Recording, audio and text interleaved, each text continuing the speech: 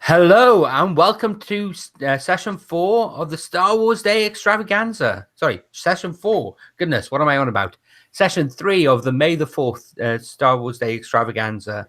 We're here playing some of Scum and Villainy on the Gauntlet again. I've got some wonderful people, some I've played with before and some which I haven't. So it'll be great to actually get in and play with them. Now, the Gauntlet is an online role-playing community. We have somewhere in the region of 200 games each month. That's absolutely astounding. They're all real good people. We have an inclusivity policy and our own zine, and I would highly recommend anyone who has the opportunity to come and play with the Gauntlet. You can find us online. So we're playing Scum and Villainy, set in the Star Wars universe today. We will be using some safety tools. Primarily, we'll be using the X card. Now, the X card means that if something comes up that you feel uncomfortable with, you can say X, make an X on screen, make a note in the chat, and at that point, we'll pull back the scene, find out what the problematic material is, redress the scene, and move forward without that material in there. There's no questions asked. You don't need to justify it. We just may need a bit of guidance on what the problematic material is. We also have an open table policy, so if anyone wants to leave for any reason during the game, they can do so. Now, with that said, we're playing Scum and Villainy. We do have people with some pre-generated characters.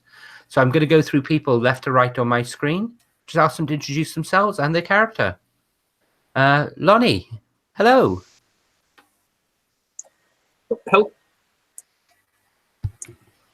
Hello, I'll be playing Jingo the Mystic, Renegade 5.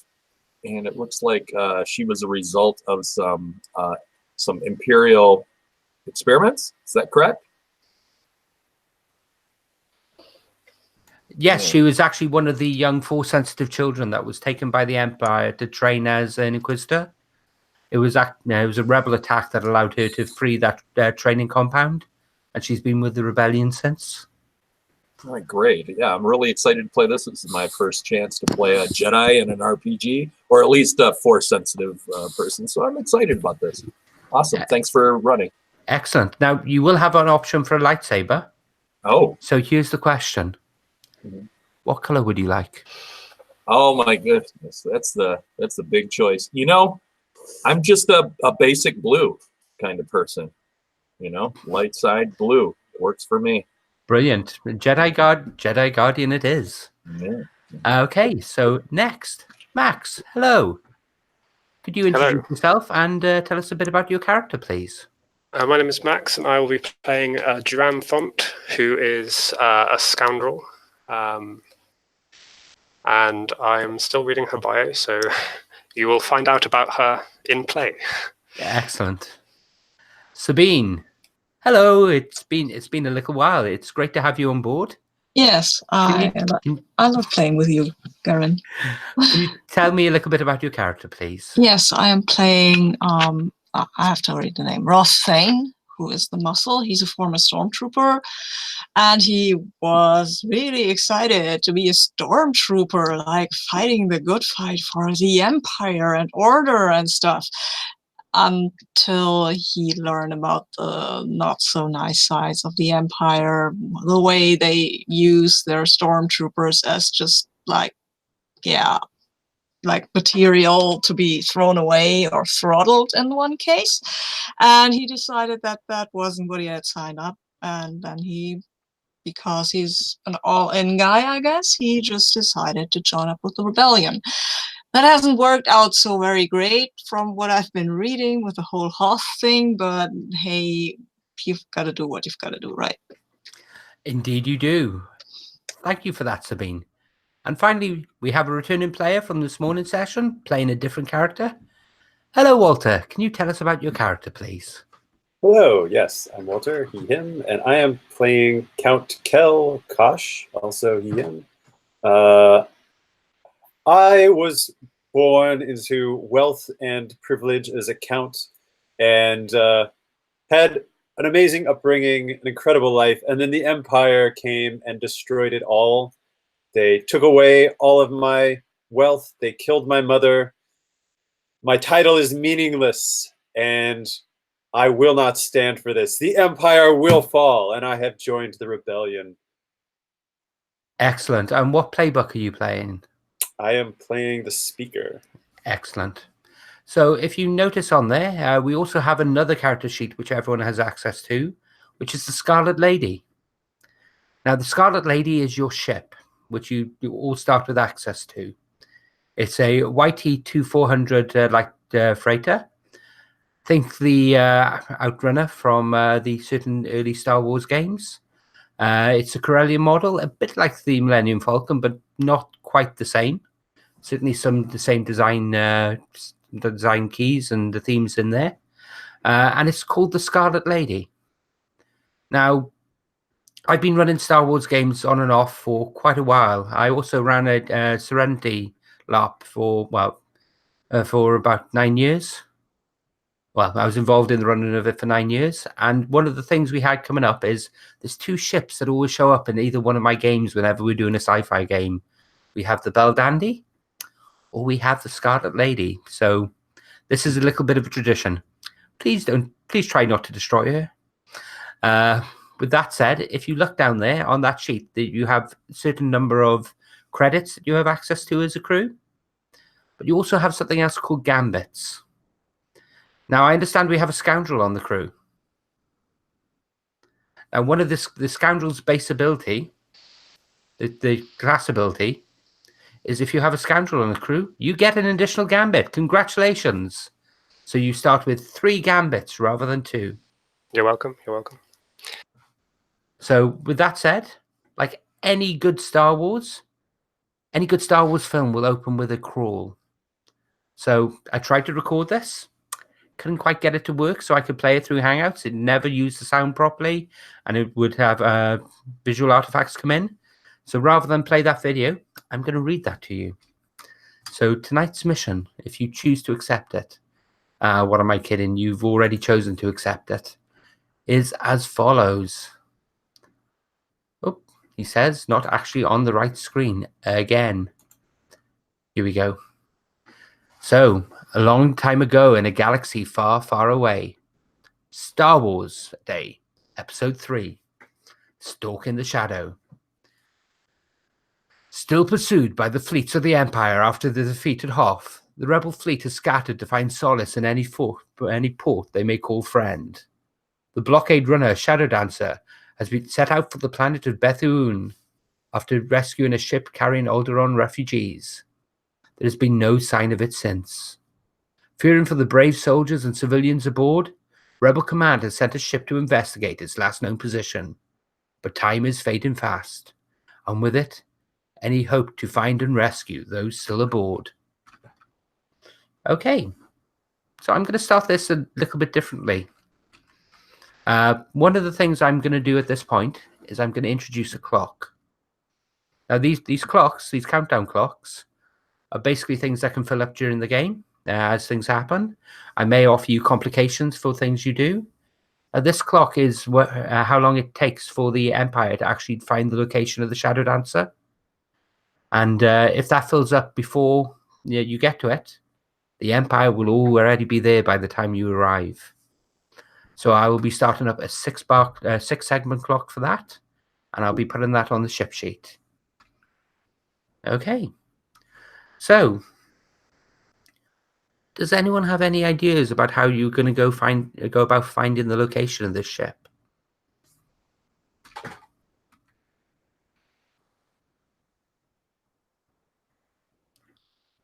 Sabine? Well, we have a basic idea about where that ship is supposed to go, right? Because they were picking up refugees somewhere. That's right. They were last seen in the Adorus belt, which is a asteroid belt next system over, one system away from Bethuun. Sorry. Cool. Let's start there. Okay. So are you physically going there, or are you wanting to do any groundwork before you head there? I'm not the guy for groundwork. I'm the guy for shooting things and missing. So maybe somebody else should do that. Sorry, I of course missed the most important bit. What's the ship that we're looking for? It's the Shadowdancer. It's a Corellian corvette. Okay. As a scoundrel who knows all sorts of other scoundrels and bad people, is this something that I might be able to work out by sort of reaching out to contacts? Oh, definitely. In fact, if you look on your character sheet, you'll see certain notable characters down the bottom, one of which will be in green with an arrow pointing up, one of which will be in red with an arrow pointing down. The one with the arrow pointing down is a rival or an enemy. The one with the arrow pointing up is a friend or an ally. Who happens to be an info broker, so that might be a good person to talk to. Okay. So, what's that character's name? Aura. O-I. Aura. Excellent. So, how are you contacting Aura? Whereabouts are we at the moment? You're in Bethuun. If Aura is somebody who might be around, I'll probably drop by in person, not leave any trace. Excellent. So, Aura's office is very much like imagine a 1940s private detective in a pulp or a noir novel or a noir film. It's very much like that, but with little Star Wars tweaks. There's a computer on the desk, but the desk is covered with all sorts of files and disks and info crystals and everything else. There's slot windows where light comes through and casts the light over. She's sitting there in her chair, reading a data pad, smoking a death stick as you come through the door. I will ask her, do you have a death stick for me, Aura? It's been a long time. Asking favors again. Well, you're hardly even through my hearth. I think you owe me a favor, don't you, Aura? After what happened last time. That was terrible information. It was terrible information, but it was correct information. It was correct, but it almost got me killed. So I say that's terrible and you owe me a favor. What you can have a death stick on me, but consider that debt paid. What are you here for? Looking for some information, trying to find something. Oh, and if you want to find something, that thing normally is worth finding. What you looking for? Ship, name of Shadowdancer. Now that is interesting. That is very interesting. You're not the first to cross my door with that request today. Well, the other thing I'd like to know is who else is looking for that ship then? Well, you see, that's 2 bits of information. I can sell you one, I can sell you both, but it will cost you. How much? How much for one and how much for both? Well, sugar. For one, I'll charge my normal rate of 2 credits. For the other, we'll call it 3.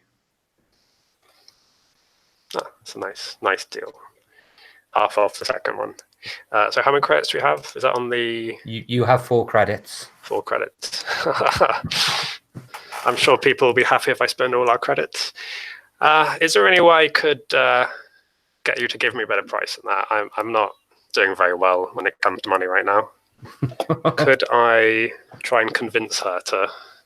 Yes, I think so. So how are you trying to do this? Are you appealing to the fact that you've known each other a while? Are you trying to sway her with arguments? Are you trying to threaten her and do it through command or? I don't think threaten. I don't have many friends left. I think I'll try and stay in her good books. So I will try and sort of rely on our friendship and maybe suggest that I could owe her a favor next time. Okay. In which case, would you say that's consort or sway? Check the rules. What would the difference be? Sorry. Well, the difference would be was how many dice you draw. Definitely sway if I can choose. Okay. So I guess sway is sort of more emotional. Consort is more sort of convincing.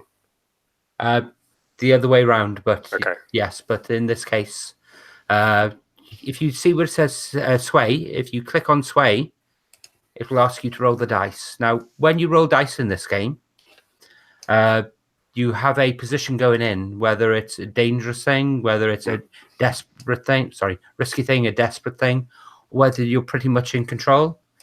Now, you and Aura have known each other for a while. You're friends, even if you won't necessarily admit it. So I would say you're very much in a controlled situation here. Awesome. The other aspect of this will actually ask the impact. And in this case, I think it's going to be normal. So Standard, yeah. Standard. So if you fill those in. And I got 2 bonus dice for the 2 pips on sway. No, you don't. Nope, that's already taken into account by the system. Okay. So,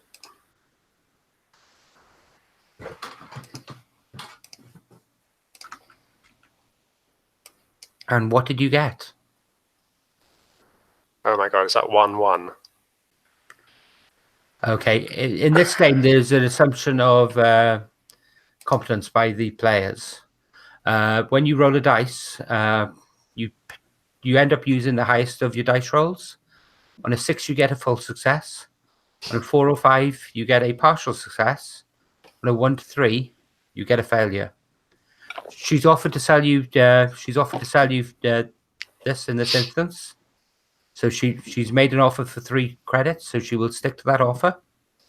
So she doesn't lower herself. But there is a complication here, and the complication is that she will actually sell the information. Let other people who've come to ask about this know that you're asking about the ship as well. Awesome. Now you can resist that complication if you want. So that's with stress, yeah? That's with stress, yes. I think that would be a good idea. I will attempt to resist. Okay, so if you look on your sheet, I'm just going to get back into the sheet because I've got so many screens open. There we go. So if you look on your sheet, which is done in HOTH, it has resolve, prowess, and insight. Yep. So I'd like you to click where it says resolve, please. Cool. No bonus dice. No bonus dice. So the cost to resist this is 6 minus your highest roll on that. 2. So I get 2. 4. So that costs you 4 stress. Does it do that automatically, like take the stress off? I believe no, it doesn't add the stress. You have to add that individually. So there we go. That's stressful. So I guess I kind of convince her somehow, stressfully, to not sell me out. That's right. So you convince her not to do that, but she tells you that the Alderaian refugees that were picked up by the ship were originally captured by the HOTH cartel and were being transported by slaves.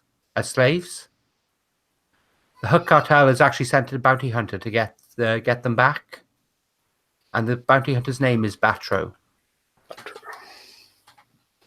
which you may notice on your sheet as well. Oh yes, a good friend of mine. Not actually a good friend of mine. Yeah.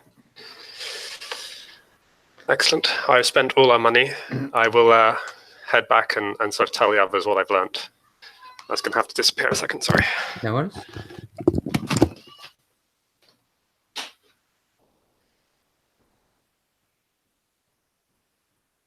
So while Max is away, is there anything else anyone would like to do? I would like to ask you a question. I have no idea how this game is played because should we do something? Should we go and do some legwork? Because I would, but I have no idea if that's a thing or not. When you got normally what would happen is you'd have a downtime between each of your missions. When you have a mission come in, you're having a brief ability to gather a little bit of information. Okay. Part of Scum and Villainy is it's supposed to be planning light. You have an ability to actually flash back during the game session by spending stress to set up things that you would have done in the planning phase. Cool. So if there's pieces of equipment that you wanted to get, or things that a contact you needed to set up, or things like that, you can simply do that by spending a certain amount of stress, and we cut back to that scene, do it, and then move forward. Okay, cool. Thank you for that explanation. Then I won't do anything anymore except loading up on weapons, but that's just flavor. Okay. So just to recap then what that Oren was saying, so it sounds like the Alderaian refugees, they were already on the run from the HOTH cartel, and this bounty hunter was trying to get them back? That's right, yes. Okay, so like, but they were also on Hoth, so like... No, they weren't on Hoth. Okay, The I thought they were part of the escape from Hoth. No, the Stardancer was Escape from Hoth. In between escaping Hoth and heading to Bethuun, it actually came across them and rescued them. Okay. Okay, cool. And then it's disappeared since then, before getting to Bethuun. That's right, yes. Okay, got it. I've thought of a question that I would like to ask. I don't know if that's pertinent, but can I check outside what Imperials are close by and what we would face if we were to slow in this? Certainly. Do you have any personal relations that would allow you to do that? I don't know. I have a fine blaster pistol who is apparently a kind of I have a weapons dealer. I know a bounty hunter. Okay, so if you... and a crooked cop, but she doesn't like me. No, she doesn't. No. So you could try approaching the weapons dealer and see if anyone is actually...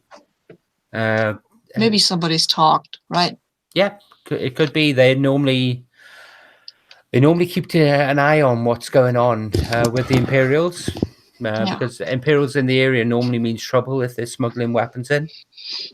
Yeah, so I just dropped by shot. I imagine that is maybe an alien, Rhodian or something like that. Okay. And I will drop by them and try to ask all casual like what's with the Imperial presence right now, because he knows, I think he knows I like to keep tabs on what the Empire is doing and where they're doing it. Okay, so what do you imagine the front business for his venture is? He's a weapons dealer, right? So I think it's a scrapyard. Okay, so you go to the scrapyard. As you walk in, there's several large droids actually crushing starfighters and speeders and basically other droids coming on. There's droids everywhere around this place. In fact, there doesn't seem to be many people around. Well, there doesn't appear to be anyone around here apart from him. As you walk in, he turns around and sitting behind his desk, feet up. Ah, it has been a long time, friend. Long time. Yeah, you know. You have come to buy something, maybe? I have come to ask something, actually. Interesting. Yeah. Interesting. Are you sure Are you sure I can't tempt you with something? He stands up and he brings a heavy blaster out from under his desk and puts it down on the desk itself. That's a beauty. Yes. No serial numbers. Very good. Very good. Yeah, that's really pretty. I wish I could afford this. I might in the future, though. But I'd have to survive my next job, and you could give me a little heads up about the Imperial activities in the sector. I would stand a very much greater chance of surviving and getting paid. And if I get paid, you know, I come to you for my guns. Come on. You want to know about what Imperials have been seen? Yeah. Yes? Yes. Who told you? Who told me what? Who told you I had problems with Imperials? Nobody told me, but I know that you're a resourceful guy and you know stuff. People talk to you. You're so easy to talk to. Someone told you. One of my shipments was taken. Okay. Yes, there is a Star Destroyer just outside system. That's bad news. Isn't it just? Bad for business. Yes. hard to keep up supplies otherwise. But no, Star Destroyer boarded one of my freighters, not far from here, about 3 or 4 parsecs. Oh, The Star Destroyer was the Death's Head. okay. I think I've heard of it. Very famous ship. Yeah, they're the ones who like to paint skulls on their TIE fighters, right? Ah, you have heard of them, yes. Yeah, I never got that. Yes. Not good for business. Why do you want to know about Imperials if you are not interested in my shipments? I've got to go somewhere, do something. You know how it is. Are you sure? Are you sure I can't tempt you? And he taps the heavy blaster. Shot, I am so tempted, but you won't give it to me for my pretty face. So. What pretty face? All you humans look disgusting to me. Oh, come on, that's so rough. And here I thought I was a kind of the Rhodian whisperer or something. Small eyes. I do not like. Okay, I get that. It's too bad.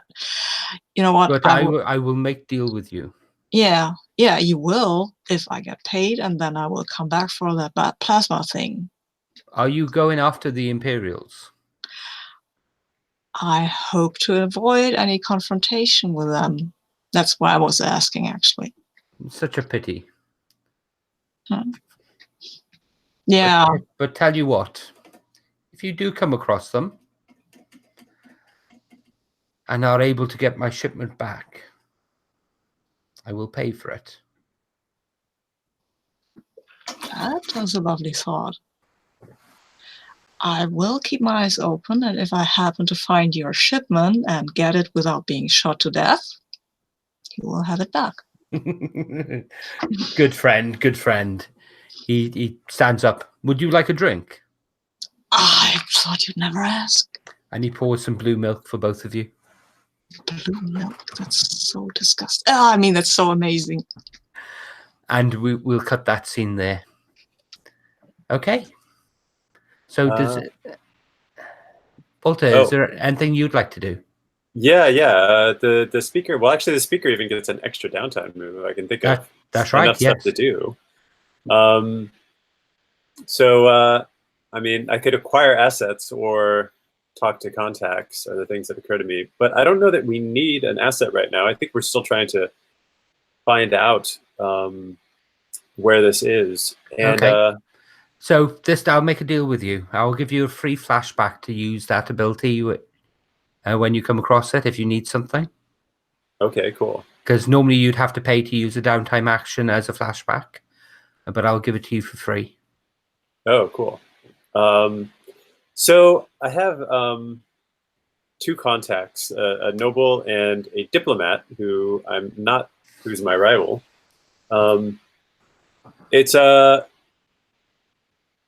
I think it would be too easy to go with the noble. I want to say that JZ, the diplomat, who is my rival, maybe has some really relevant information on this, and I'm going to try and get in contact with them anyway. Like perhaps they're a diplomat that has been known to like, I don't know, like keep tabs on sort of the space between the HOTH cartel and the Empire, right? Because they have this sort of like understanding about who is in control of which sectors. And so that interests me. I'm thinking, okay, you know, if the HOTH cartel sent a bounty hunter out for these Alderaian refugees, and maybe the Empire is also interested in them, maybe there's maybe there's like some friction between the HOTHs and the Empire, or collaboration, something of this order. So I want to see if I can figure that out. So I want to try and like lure JZ to give me some information, right? And so I'm gonna like send JZ a note along the lines of, you know, like We are I don't know, like something along the lines of congratulations. I heard that your bounty hunter, one of your bounty hunters has caught some Alderaan refugees, but I just hope you realize that this is going to create a bigger problem for you. Okay, so I'm basically just trying to like draw him out, see if I can get him to send me some information by bluffing him. okay, so how do you meet each other? What, does he come looking for you? Are you able to be found? Probably. Are we on Bethuun right now, or you're on Bethuun? Yes. Yeah, I think so. I think there's like a, there's like a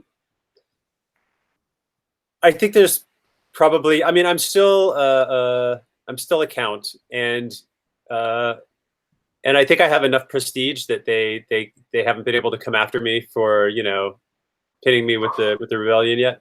So I think I can still go like hang out with noblemen and diplomats in some of the like more prestigious hotels and bars and things like that. Okay. So I'm probably there in like a some very polite society where the upper crust hang out. Okay, so you walk into this room. This room is elaborate. It is beautiful. There is gold paneling everywhere. There are crystals hanging from the roof. There are people in very well designed and very expensive looking clothing wandering around. This is a example of excess that the normal people on Bethuun would never see.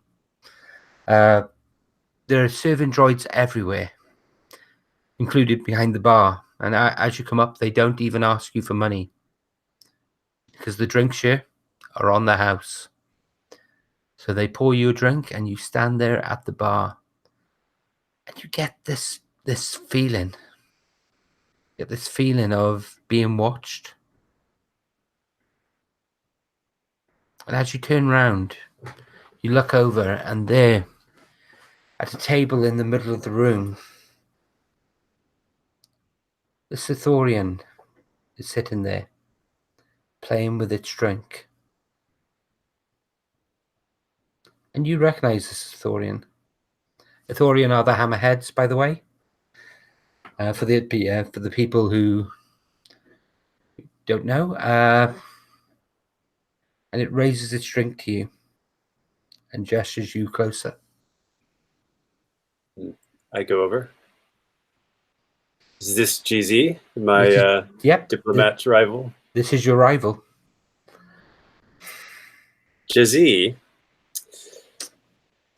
I'm sure you're wondering why I contacted you, and we have reached a moment where we might actually have interests in common. I find that hard to believe, but go on. Yes, I find it unfortunate.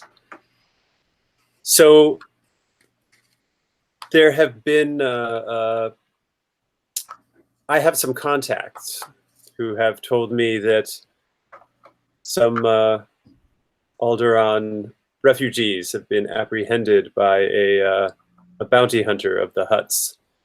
But what may not be realized is that these people have been infected with space consumption, and it is very important that you contact the bounty hunter and the HOTH, because, as you know, this disease is very, very contagious, especially to HOTHs. Nothing sadder than a HOTH that is withered away to just a skinny little slug. You think too much of me to think that I have such elevated contacts. Bounty hunters? I don't know anything about bounty hunters. And he's still playing with his drink. And you can see in his eyes he's thinking. No, of course not, Jay-Z. I wouldn't mean to insult you that way, but I know that you have a lot of contacts with powerful people in many different sectors. And, well, let's just say that if I could get these Alderaian refugees, if we could keep them from spreading this, it would be very important for many people. I'm sure. And what's your line here? What's my line? What's your line? I'm sure there's an offer coming somewhere. Yeah. Look.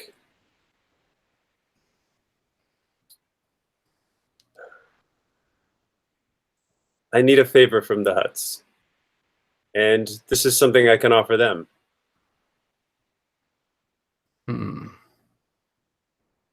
I need a shipment of guns from the Huts. And I offer them this information as a favor for that. I may be able to help you there. You need a shipment of weapons. Yes. Quietly, of course, which is why I'm coming through the Huts. Let me make a phone call. Let me make a comm call. I'll be back in a moment. He stands up, and as he stands up, you notice several of the people at the tables around you stand up, and he raises his hand, puts it down, and they all sit down again. You notice several of them have bulges in their clothing where you suspect blasters are hidden. And he walks over to the bar and takes out his comlink. So, I'd like maybe to do like some kind of a flashback or something where something's been rigged to monitor his phone or his communication device. Okay, I'll give you that for free. Cool. I'll have that as a zero cost flashback. So they're saying that shipment of chattel that you were interested in has been infected. And you're only getting one side of this conversation. Yeah. Yes. He wants a shipment. He wants a shipment of weapons in exchange for this information. Yes, that would work in both our favors. Yes, indeed. Very well. It's a deal. I'll tell him where to find those weapons. Yes, I agree. He won't suspect anything. He's a bit of a dullard.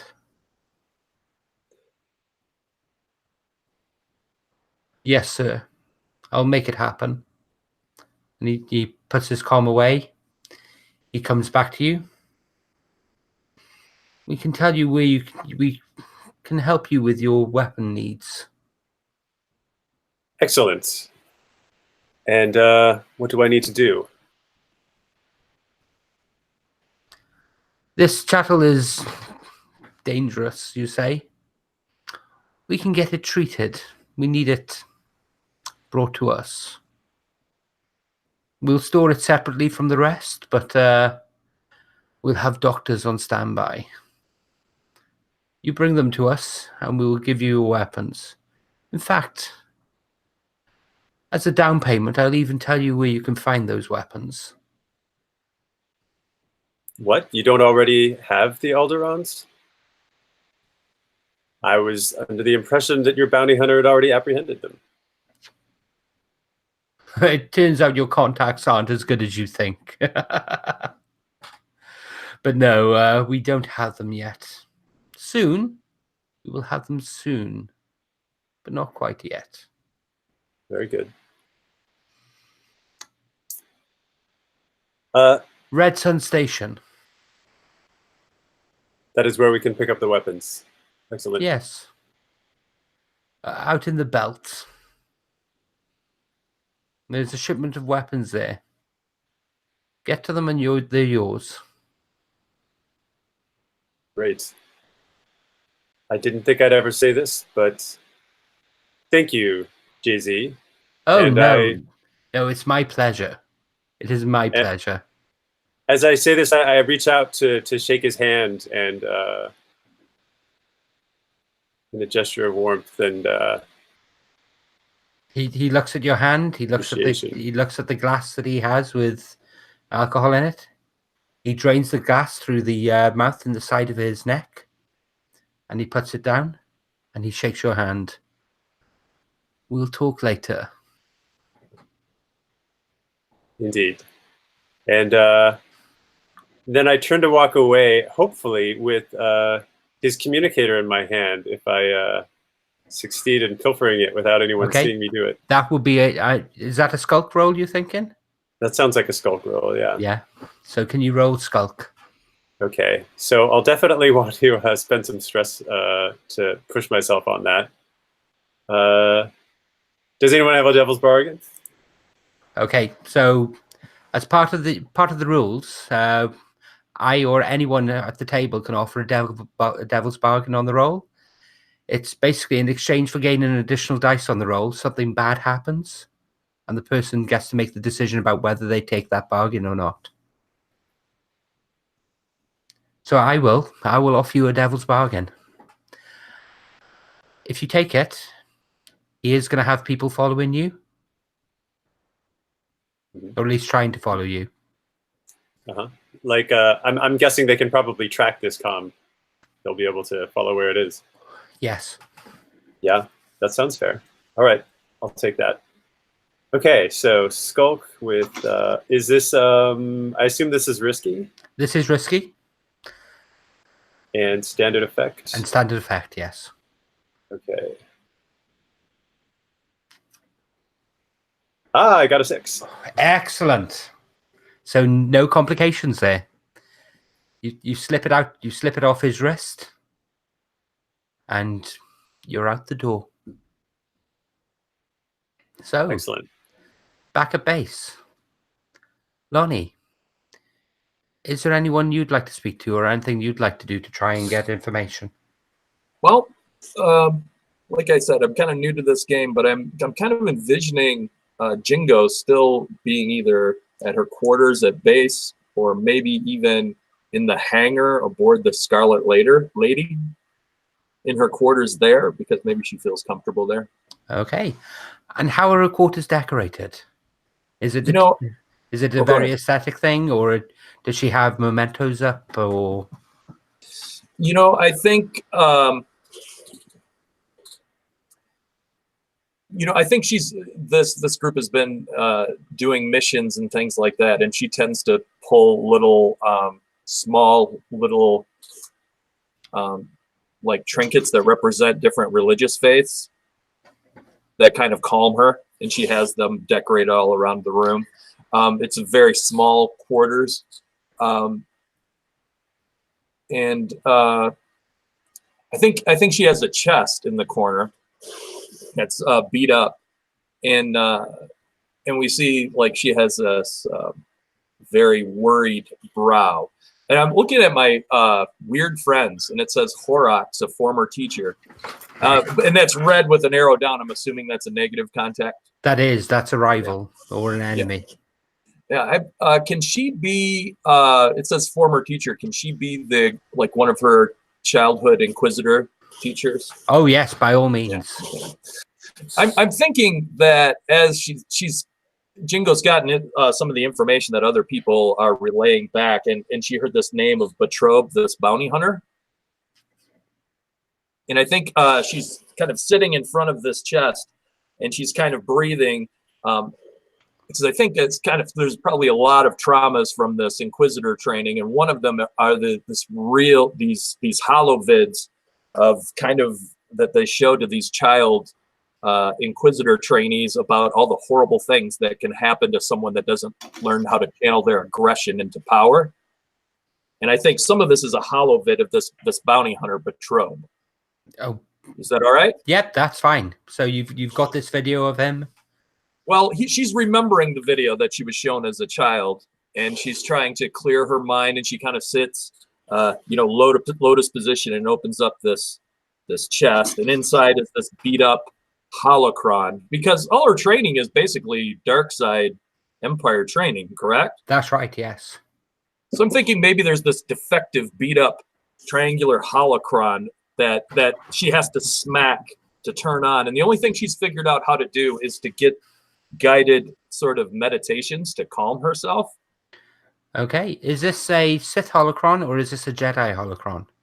I want to say, I think it's a holocron that has been found by the Rebel Alliance that's barely functional. That's Is fine. that all right? Yep, so you bash it a few times and it comes to life. It opens up. It hovers above your hands, spinning. And you hear a voice in your head. Speak, Padawan, and I will... My guidance. What perturbs you? I'm lost. We have to save these people, and I've heard a name I haven't heard since I was a child. Such attachments. They linger. How are they not supposed to linger? They're with me all the time. Yet I'm expected to be something I'm not. I can't help these people with this mission. The Force puts us in place for a reason. We are not the Sith. We do not try to change the Force or move the Force. The Force moves us. If you are here in this place, it is because the Force wants you here in this place. Give in to its flow. Follow the river, and it will lead you to enlightenment and contentment. But fight it, and only bitterness will remain. I think she starts to reply with, like, did the Force want me to be kidnapped by, and then she stops, and then she realizes what she's doing, and she's taking a deep breath. And I think she's like kind of trying to kind of attune to this Force, and maybe, like I said, I don't know how the system works, but maybe this could be like fodder for a flashback of something that she might be able to pick up later on. Yeah, I don't know how it's going to work. By all means, what you can do, you have an ability called Attune, which in this case is the Force. So your ability to attune to the Force. You can use it to try and get visions. You can try and do far sight with it. You can try and do a wide variety of different things. You don't have set Force abilities. Well, you do have some Force abilities as laid out in your skill. Okay. Which is basically Shadowdancer, which is basically the Jedi mind trick. Okay. But you can try and do other things that are tangential to that, tangential to Force use through the use of Attune. Okay. So if you want, you could basically cast your mind out and try and find the location of this bounty hunter, or try and get visions of where he is, try and get a glimpse of what lays ahead, foresight, precedence. Yeah, I think with her training, right, something that would coincide is like she knows from her past training that maybe she has this strong emotional connection, and this sort of negative reaction can be used in a positive way. Like maybe this emotional connection, a reaction from hearing this name can help her to kind of reach out and find out where this bounty hunter is. Okay. So in which case, then, don't click it yet, because because I'm about to offer you a devil's bargain. Okay. You have a 6-wheel dark side wheel. If you want, you can roll an extra dice on this, but you will mark one of those segments on that wheel. I think that makes sense, because like she's kind of reaching out and connecting with fear, right? Yep, so I think she's fingering on a fear of what she's seen on those vids. Okay. So do I mark that where it says clock's dark side? That's right, yes. So I click 1 on the progress? That's right, yes. And then do I click on Attune now? Now you click on Attune, and it'll give you an option. You're on a risky. Okay. And standard and normal effect, standard effect. All right. Sorry about this. I'm pretty new. No bonus dice. Or is there bonus dice from Yes, you get 1 bonus dice from the Devil's Bargain. Awesome. Thank you. All right, so I have a 6. Okay, Hi. so you get a full success. You get a vision. You get a vision of this Taraskin, this lizard man, like Bosch, sitting in a starship, looking over comms data, looking over star charts. Your mind reaches out. It zooms out, and you can see that while he's doing this, he's actually hiding in an asteroid field. And the vision goes out further, and you can see the reason he's hiding in that asteroid field. There are TIE fighters out amongst the asteroids, searching for something. So yes, you have a more precise. You know that he's already in the asteroid field. You can see him there. Well, that may be something you're seeing from the future. You don't know. But there are no negative connotations. There are no complications from doing that. Okay. All right, great. Yeah, I'll definitely share that as soon as she has the opportunity. So awesome. Okay, so everyone back together. So you're all aboard the Scarlet Lady. Now's the time to come up with a plan. How are you going to approach this?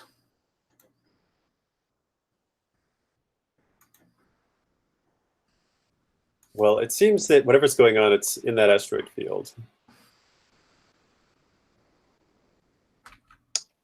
So,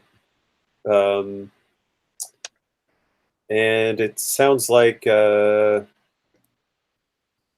we're still not sure who has the refugees. Maybe the bounty hunter has them and is just like stuck there at the moment.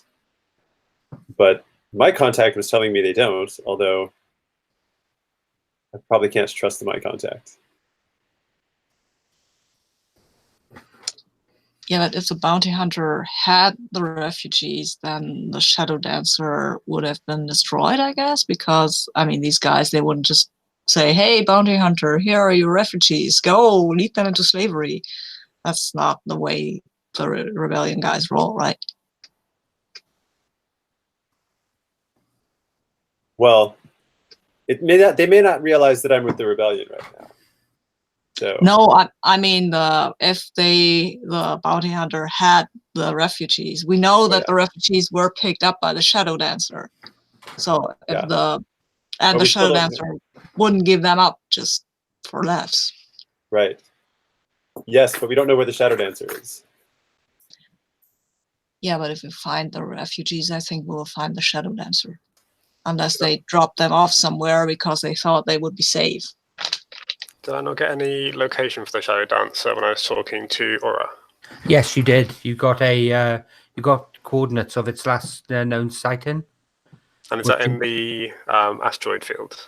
This is in the asteroid field. You actually got telemetry data from TIE fighters, which show that the Shadowdancer was under attack at the time. Okay. I think it's a simple plan. We just fly out into the asteroid field, see what's going on, shoot any TIE fighters, grab the people, come back home. I like that plan. So that would be an assault, with the point of attack being the asteroid, being whatever TIE fighters we find in the asteroid field. Unfortunately, we don't have a pilot character. That would be so helpful. Oh, wait, we don't even have... Do we have guns? We don't have guns on our ship, do we? Oh, yes, you do. You have weapons. Okay. I mean, I can shoot a gun. These starship guns, they're pretty much the same as normal guns. I can't guarantee that I hit anything with it, but I'm not wearing a helmet, so I might. We can maybe try having a glance around first. If we fly out, kind of keep behind the asteroids to stop the TIE fighter scanners picking us up. Maybe have a peek, see what's going on, and then decide if we want to do a full-on assault or if we can maybe try and sneak past them. Yeah, and if we get asked any funny questions, we can leave our count to answer them because he's good at that. Sure. We just got lost. Right. Yeah, it seems like these TIE fighters are the main thing going on here. Yeah, I don't know. I feel like we. All right, yeah, let's go take on some TIE fighters. Yeah, why not? Let's do it. Maybe we can steal a TIE fighter. I mean, TIE fighters aren't anywhere separately. You can't just go on and fly with a TIE fighter for any length of time. You have to have a base. And there is what was it? A Star Destroyer, right? Death's the Head. The Death's Head, that is parked somewhere not too far away from everything. And these guys are bad news. Even the stormtroopers don't like them because they're too brutal, and that should tell you everything you need to know. I mean, do you think that they've maybe already picked up these people? Hopefully not. Would you have any contacts left with stormtroopers, with the Imperials you could get in touch with? No, We're not friends with you anymore. No, we're not friends anymore. Those people I called my brothers, they all died because the Empire thought stormtroopers are just cannon fodder. So my contacts are rather limited.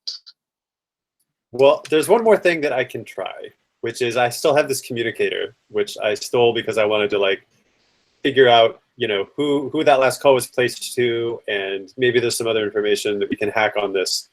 So we could try and hack open this communicator and do something useful with it. Maybe we can get an extra piece of information.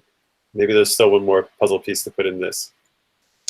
For nobility or astonishingly proficient at being a criminal. I'm just saying it's a compliment. Take it as a compliment, please. You got to do what you got to do. You get. I mean, you know, what do you think? What do you think nobility does with all of our time, right? I mean, it's not like we're craftsmen or soldiers or anything. I mean, yeah, I thought you just went to fancy parties all the time and worried what you were going to wear for these parties. But maybe I've seen too many of it. So. Well, yeah, we go to fancy parties and spend a lot of money because we're successful criminals. Oh, okay. That's what a noble is. I'm kidding. I'm kidding. Okay, yeah, we had me worried there. All right, so yeah, let's hack this communicator open. Is anybody here good with hacking this sort of stuff? I have hacking tools, but I can't really use them very well. What kind of would you have to use to hack stuff?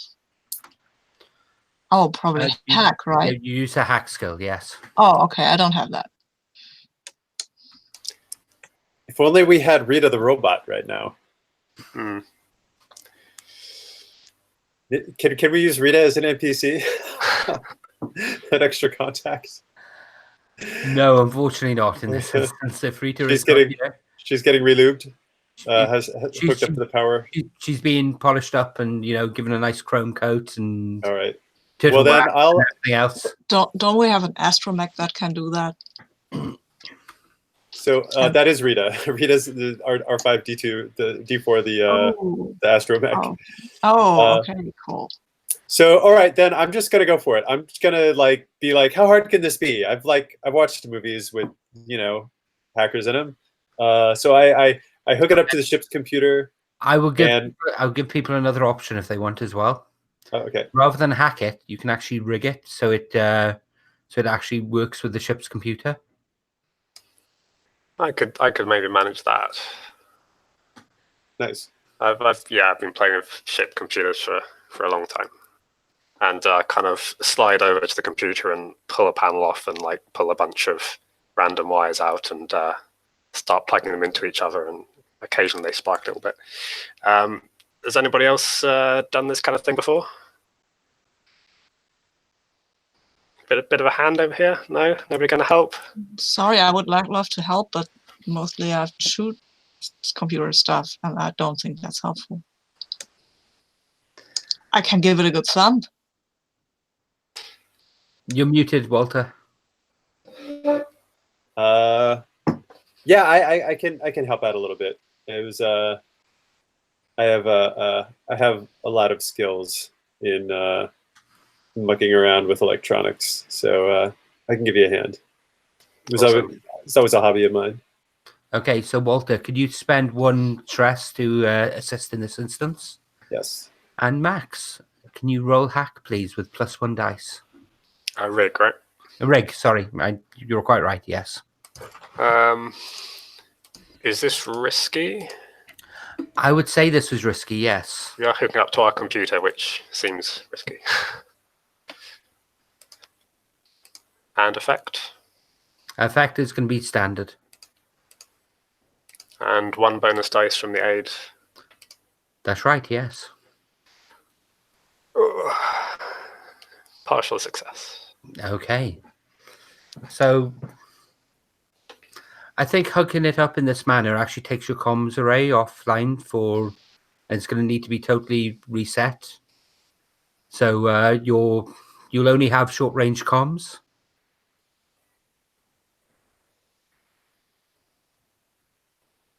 So I'm offering that as a complication. You can resist that complication if you'd like. I'm already feeling really stressed, and I just cannot be bothered. I'm just gonna kind of stick all the wires in there, and yeah. Okay, so you hook it up, and you get the full transcript from this communicator. But what the communicator does is it actually overwrites the frequencies that your main comms array is using. So it'll be a case of a few hours going through and actually reprogramming them to get them all back up online. So in the meantime, you will only have short range comms. Perfect. It'll be a good excuse when the Imperials ask us what they're doing. We can just say that our comms aren't working. Is it only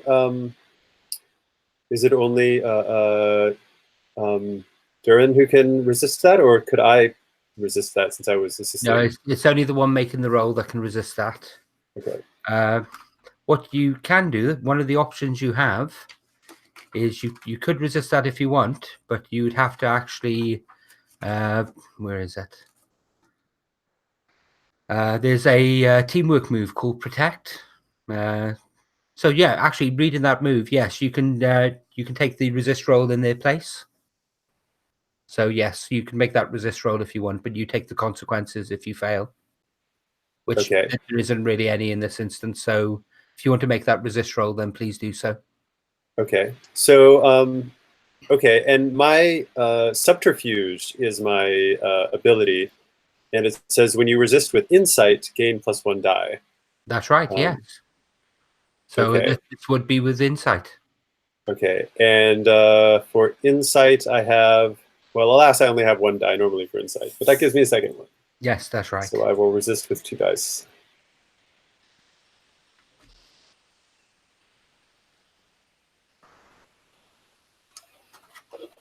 Not bad. How did you do? I got, oh, interesting. It gave me, oh, okay. I think I rolled that wrong. I thought it wanted total dice, not extra dice. I should probably re-roll that with just 2 dice. If you could, please. So I only won bonus dice, not total dice. There goes my real roll. Well, about the same. Well, actually, no, that's worse. So I got a 4. So okay, then that costs you 2 stress to do that. Okay. But you do have full comms now. I kind of imagine you just grabbing my hand before I plug in the obviously wrong wire and kind of guiding it to the correct wire before I knock everything out. Yeah. And I'm like, furiously like going through all these like manuals to try and figure out what goes with what and what goes where. Wait, this one, no, that one. And I'm like totally freaking out, like I'm cramming for a test to get this done quickly. I'm exhausted. Excellent. So you now have the full comms log from that communicator. The comms log lays out the most recent call that was made on it was to the capital city. And when you play it back, you hear both sides of that conversation. But one side of that conversation is in Huttese. A deep boom in Huttese. Ooh. And it's Resha the Hutt, the local crime boss. Do any of us speak HOTH? We'll assume the ship translates. So the hut, Resha the hut is saying, yes, these chattel are valuable. I want them. They're old. The Alderaian were great craftsmen. Just think of the money we can make out of them.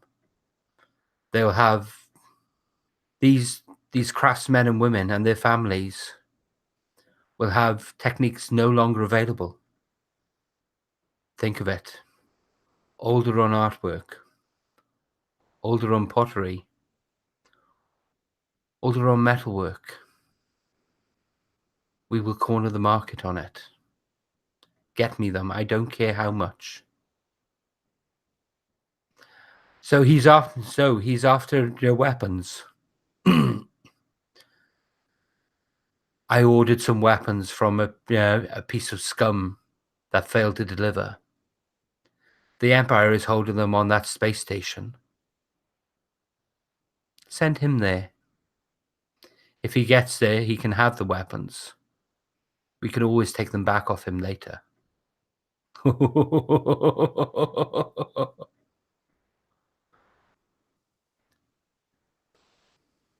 Nice. All right. Well then. So maybe those weapons are useful, but we've got to find these Alderaian still, and we still are still our best guess, I think, is that maybe this bounty hunter that Jingo saw has perhaps somehow apprehended them, but is stuck with them and can't get through the Imperial blockade or communicate. That bounty hunter's comm details are on that communicator you picked up. Oh, it is. Yes. Oh, can we look for that as well? you can look for that. You could even call him if you wanted to. Oh my god, that's beautiful.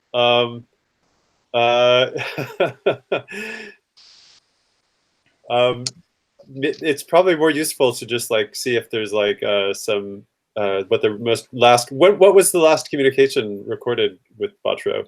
It was recorded 8 hours ago. Only 8 hours ago. So that was probably more recently than the Alderaian refugees and the Shadowdancer were disappeared, right? No, the Shadowdancer is several days overdue. Yeah. Okay. So sorry. Yes. I see what you're saying. Yes, so, that was after they went missing. So if Botro ran into them, he would have known already. So yeah, I'm just gonna see if there's some mention of the Shadowdancer or the refugees in Botro's last radio call, last comm. Can I do that? Yep. You don't even need to roll for that. I think I found them. The ship's been disabled. It's hiding, but I cannot get close while the Empire is here. I will stay on position, and if the opportunity comes, I will board and see if I can get the ship working. I have a few of my men with me. Okay. Yes, I'm sending you the coordinates now. And there's a series of coordinates actually sent through the comm logs.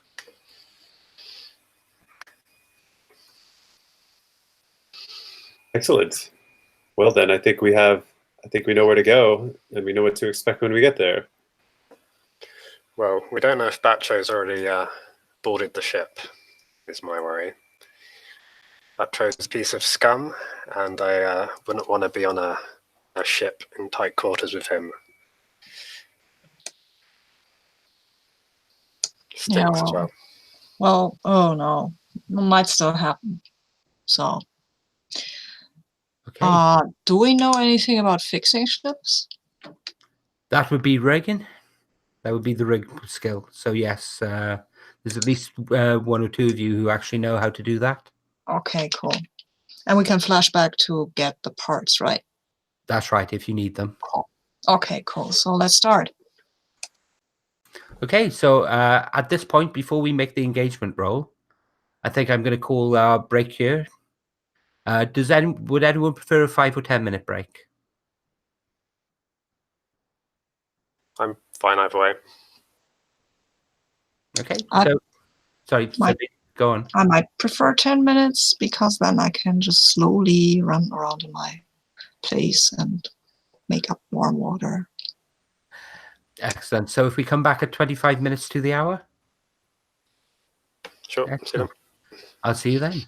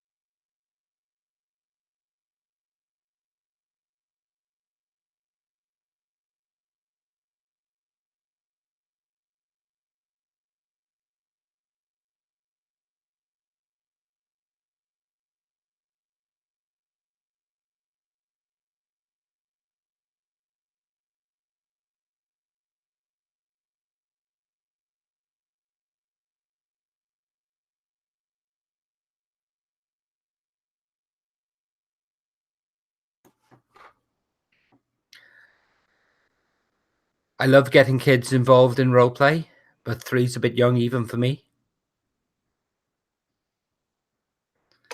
You should probably just mostly point at the screen and shout, "Doggy, cat," that kind of thing. To be fair, last weekend I was teaching 8-year-olds how to roleplay. Yeah, I can see 8-year-olds. I can see that being fine, yeah. Simple rules. Actually, Wow. 8-year-olds are quite smart, even with quite complicated rules, probably be fine. Well, I actually I take part in a live-action roleplay game that runs in the UK called Empire. And I'm one of the teachers at the in-character school. So all the children that come on site actually do so in character. So we teach them about the game and teach them how to play the game. So I spend my weekend running around shouting at children to avoid the guy ropes and not to fight near the tent pegs.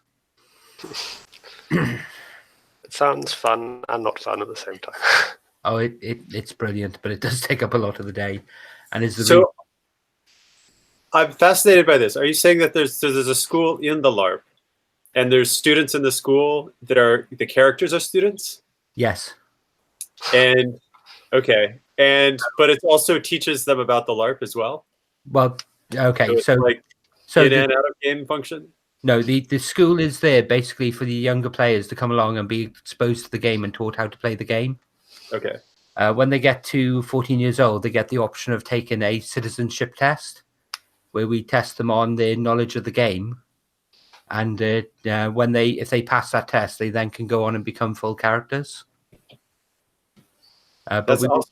But we also do things like teach them how to fight safely with LARP weapons. So the children are more interested in the fighting side of things normally than potentially the rest of the game. So as someone who teaches the in-character religion of the game, it's trying to come up with these concepts like reincarnation, and all the philosophy behind it. That's very hard to teach to an 8-year-old. I can though work it into games where they run around and hit each other with rubber swords, and that tends to work a lot better. So then these are like families come to play this LARP, and they'll like bring their kids and drop their kids off in the Empire School. The younger kids have to be accompanied, but yes, eventually when we get our own site, we would love to have our own crash on site, so people can bring their kids, leave them with qualified childminders while they're off playing. But that's way, way, way off in the future. That's very cool. In fact, I was just... Where was it? I was just commenting on a picture of me teaching some young kids how to fight.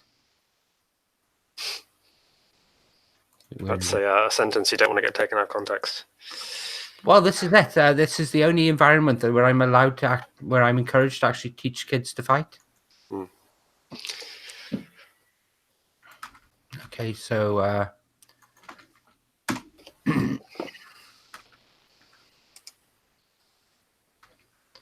let me see if I can screen share here.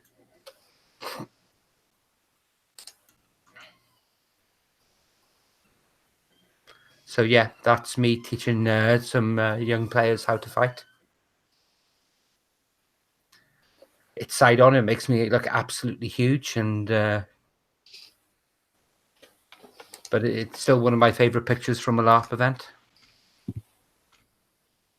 Yeah, I can see my daughter having huge fun with that in a couple of years. So that was really fun. Yeah, we have around about 2,000 players on site. One of the kids looks like it's going to run you through with her antlers a bit. It's always something we have to be careful of. Kids don't seem to realize how far out they stick. Mm-hmm. And while the weapons are safe with foam and latex, the antlers less so. Oh, okay. But anyway, sorry. We're back from our break. So, back into the game. We're about to make an engagement roll. So, Gerwin, there was something I wanted to ask about.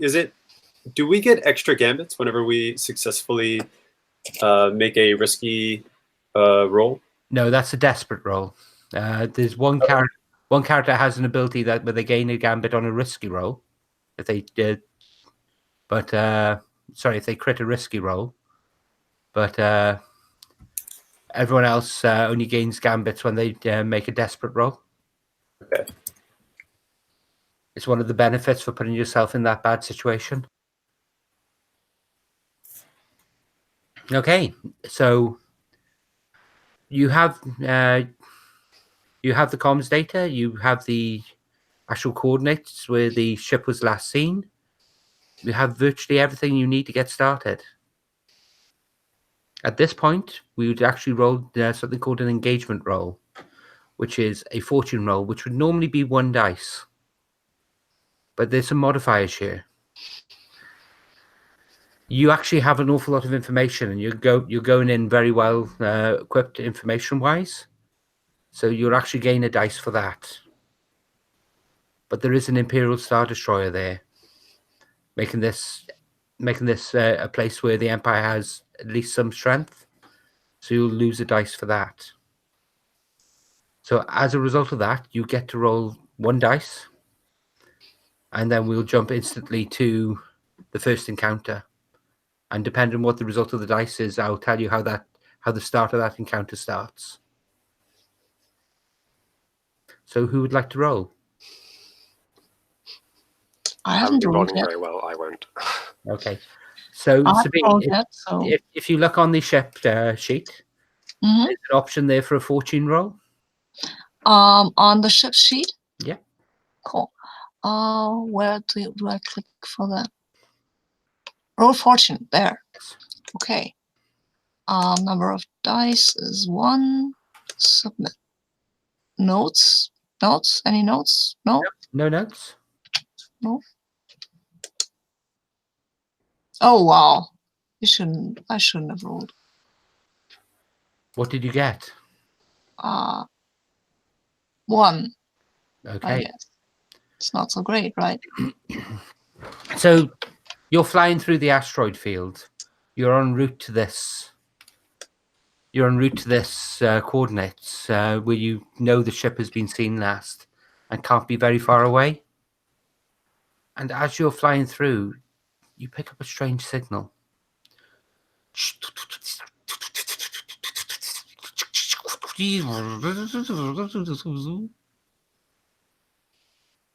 Almost without warning, turbo laser fire flashes over the canopy of the ship as 2 TIE fighters fall in directly behind you.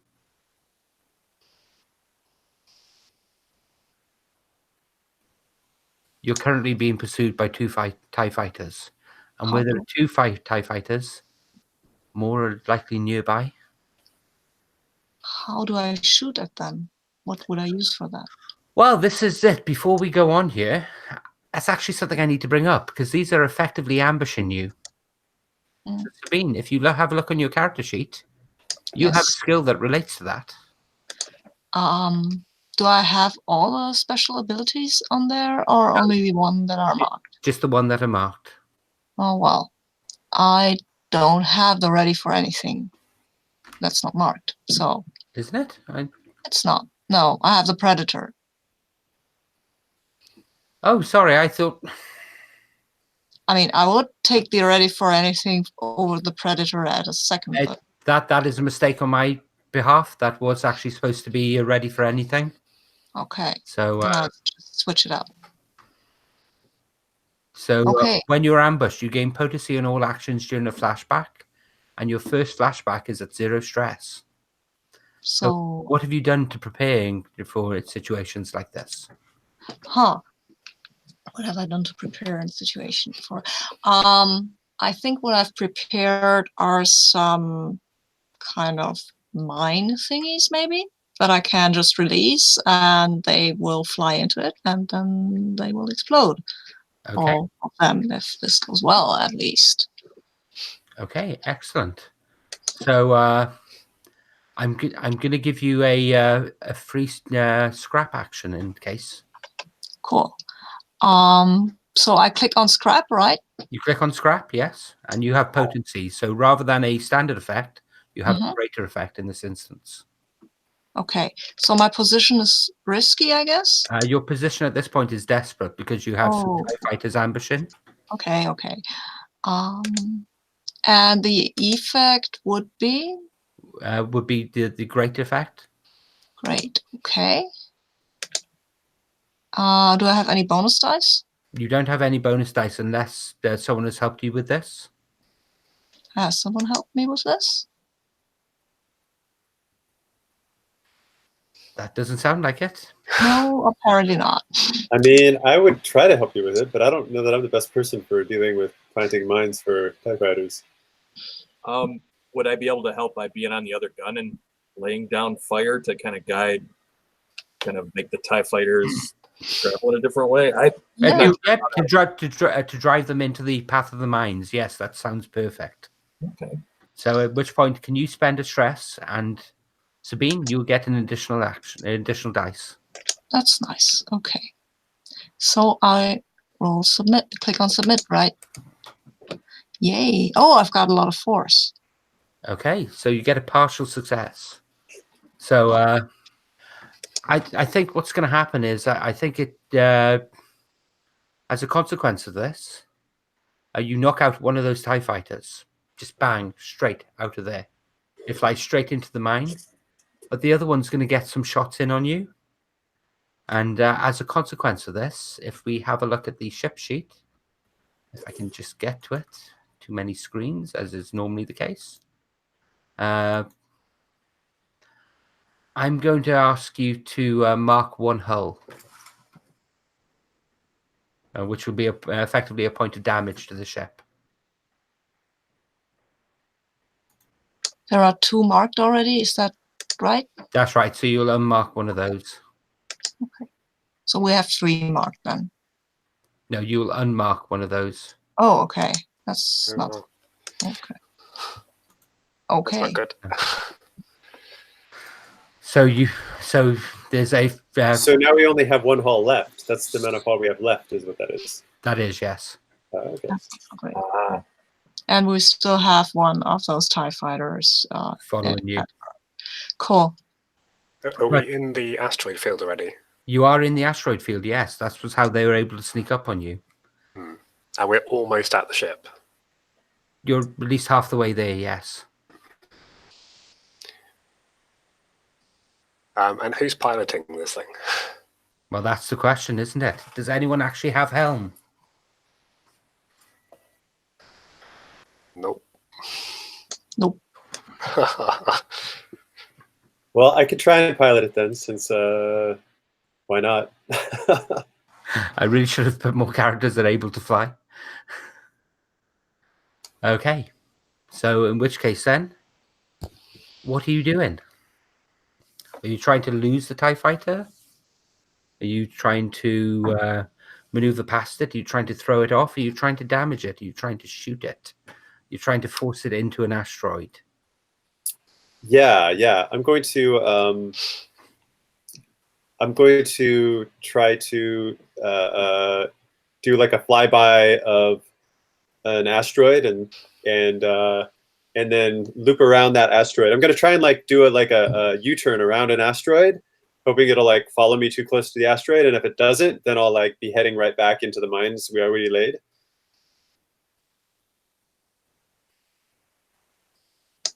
Can I use the same method to help him as well?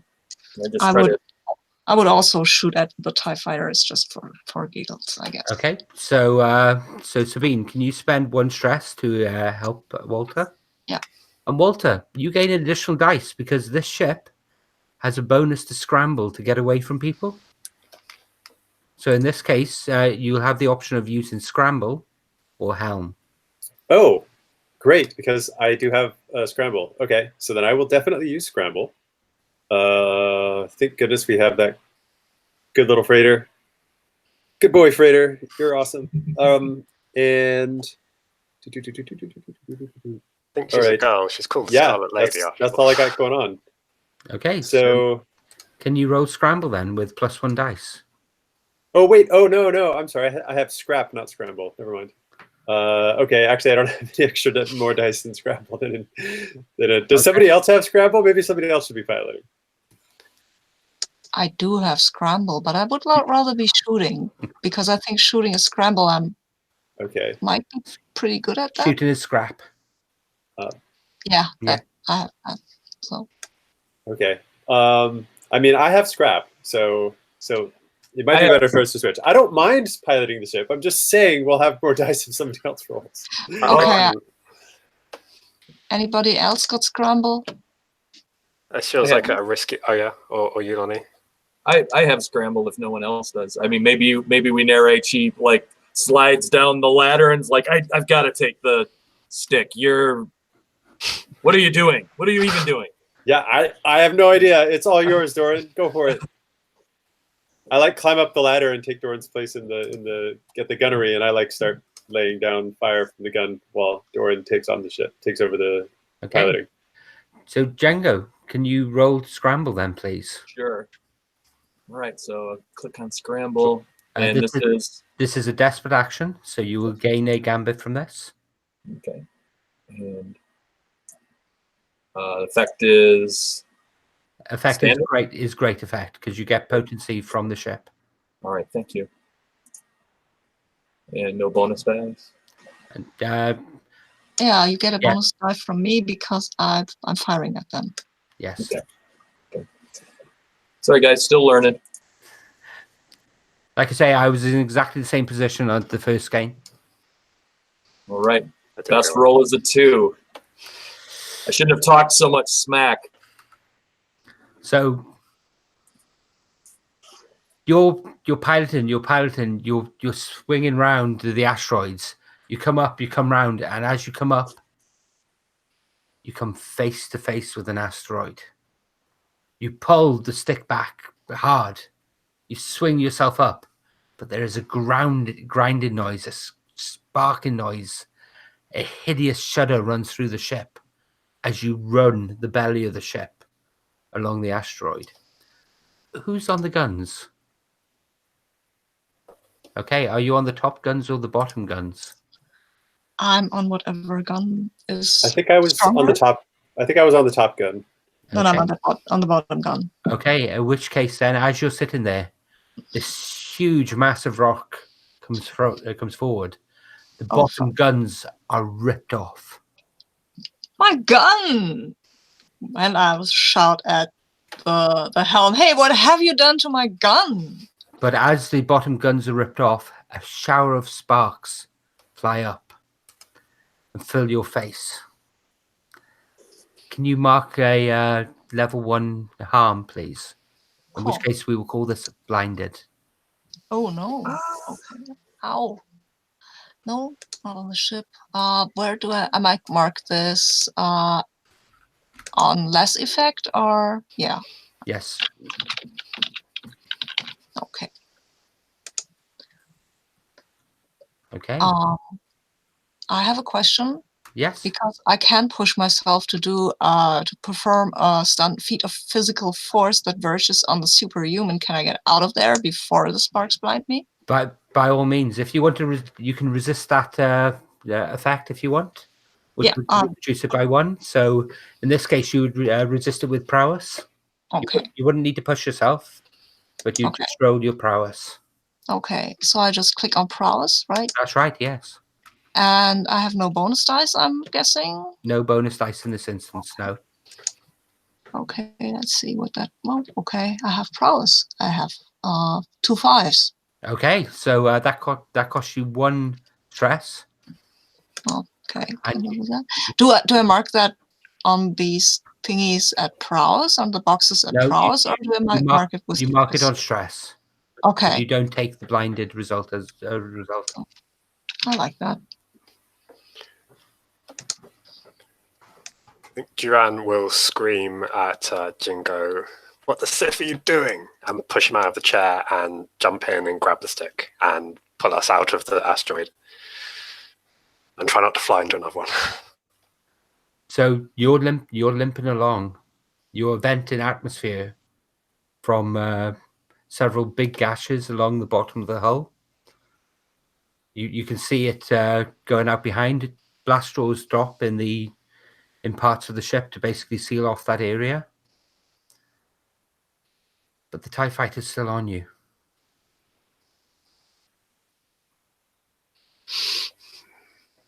Excuse me, Count, do you mind if I take the guns? Okay, go for it. Jump in the guns, Roth. You got it. Cool. Can we see the ship yet? You can't see the ship yet, no. I think speed-wise, I'm guessing we're no match for a TIE fighter in like a straight line. Not in a straight line, no. TIE fighters are some of the fastest, most maneuverable ships out there, but they don't have any shields. Yeah. They're very, very flimsy, but... Okay. I think I'm going to try and do a maneuver where I will just flip the ship and go straight towards TIE fighter so that we can just shoot with our sort of top guns and hopefully take it out before we lose all our atmosphere. Okay, so Sabine, are you firing the... You're going to take out this TIE fighter? I'm so firing at this TIE fighter. So, Max, can you mark one stress to assist Sabine's shooting attempt? And Sabine, can you roll your scrap +1? Cool. I think I can. Make this count. That's still, I think that's still desperate, right? No. Actually, yes, I'm going to say this is desperate as well. So you'll gain a gambit for doing this. Cool. And it's still great effect? No, it's now at regular effect. That's standard. Standard, yes. Sorry, I need to get the terminology right. Yeah, I'm sorry I keep asking, but... No, it's mine. Like I say, I'm still learning this myself. And I've got a bonus die, right? That's right, yes. Let's see, let's come on. Yeah, I've got 2 5s. Okay, so the TIE fighter comes along. It flies past, and as it comes into view, your quad guns, and there's an explosion as the TIE disintegrates under the effect of the fire. Sorry, mate. But its destruction has drawn the attention of something else, which is a complication. Now you can resist that complication if you wish. How do we do that? You resist in this instance with your prowess. Can I do that, or does our Scour have to do that? Nope, you're the one that as the primary person making the roll, you'd be the one to do that. I am resisting. I have no bonus dice, but I've got a 6. Okay, so you get, I get so stress, right? you don't get any stress. I don't get any Nope, stress. because it's 6 minus your dice roll. You got a 6. Great. So the destruction of the TIE fighter hasn't drawn something else's attention. Huh. And for a few moments, there's silence. There's a whole camera actually looking up the shaft to where you're sitting on the guns at the top. The TIE fighter goes past, you shoot, it explodes. It's got that whole thing of frame in it, just like they did in New Hope. And then there's silence before the klaxons kicks in. Your ship is damaged. But it's still operative. But it's taken a bit of a beating. Maybe somebody should fix this. I'll stay up here and... Oh, wait, maybe... No, I'll stay up here and be on the lookout. So who's doing what? How are we taking this forward?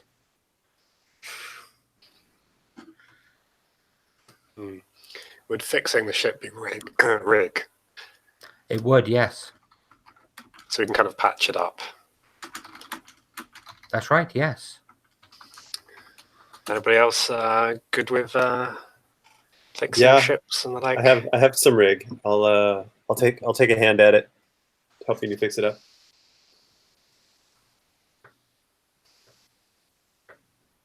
Okay, so you get down there, and the main thing you need to do is actually seal the breaches that are venting atmosphere. Blast doors have closed, but you're able to put on spacesuits, and you walk in, and everywhere in the lounge, things are hovering in vacuum. Things have been thrown everywhere.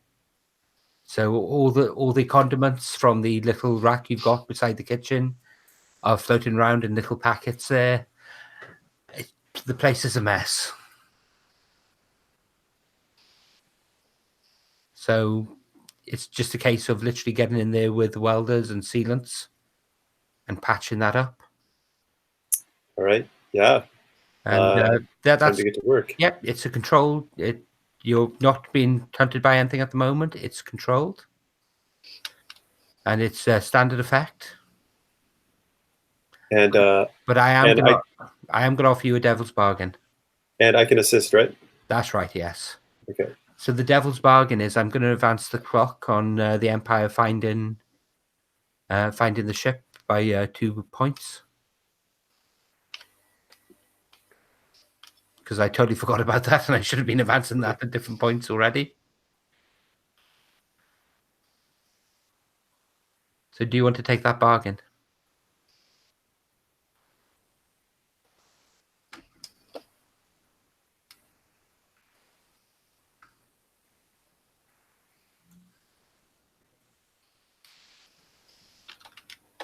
You've lost the condiments, you might as well take the bargain. Where is the clock? I don't see it. I'm sorry. I'm blind. It's on the ship sheet. Okay. I've just added it because I didn't do it properly earlier. Okay.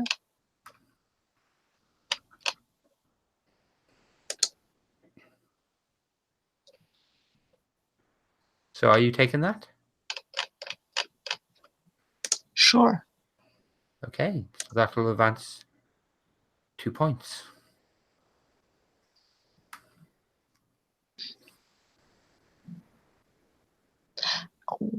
So if you want to roll the rig roll.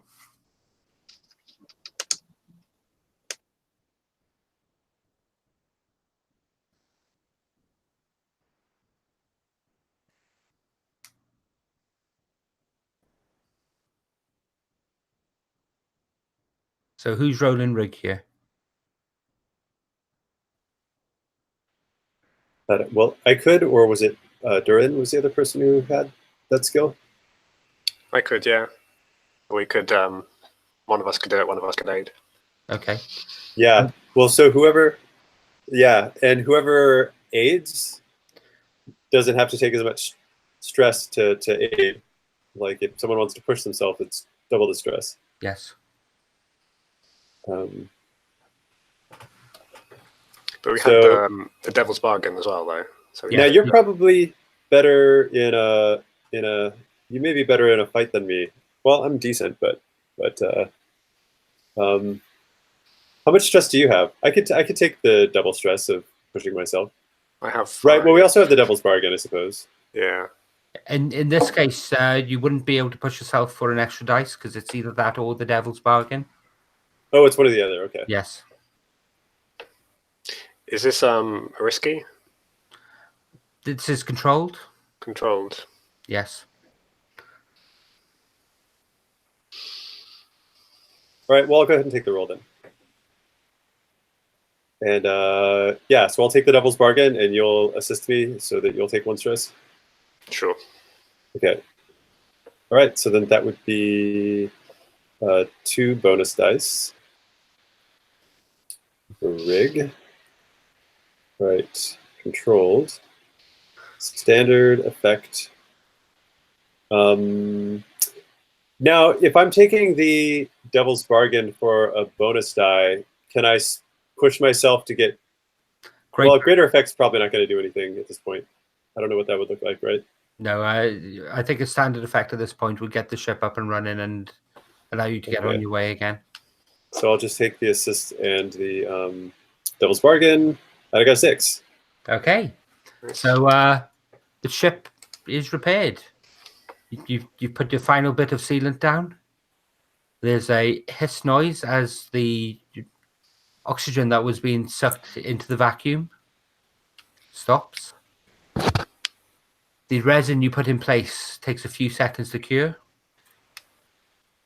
and the life support comes back on, pumping oxygen into the lounge. The mustard falls to the ground. Yes, the artificial gravity comes back on again. Am I right in thinking that if my stress bar is full, I kind of fall unconscious? That's right, yes. Awesome. Getting there. Okay. Do we Right. get some help back from the repair stuffy thing? Stuffy? Yes, I'll let you get a temporary. I'll let you get a point of hold back from that.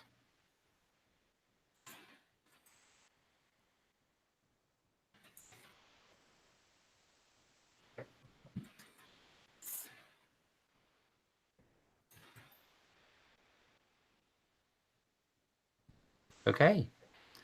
So your ship is back up and running. You have the coordinates.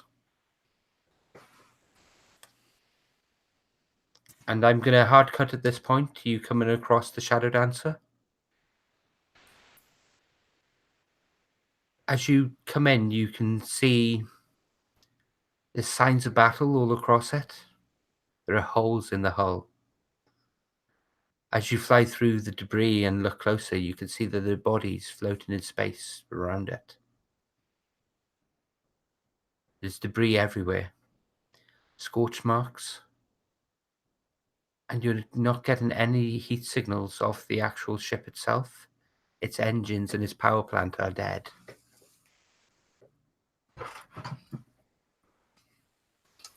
Should we hail it? There's still some chance that there could be life on board though, right? Oh, yes, indeed. All right. Yeah, well, but if we hail it, maybe someone else will pick us up. Yeah. Is there anywhere safe to dock still? Oh, If you yes, wanted to. it has a docking port.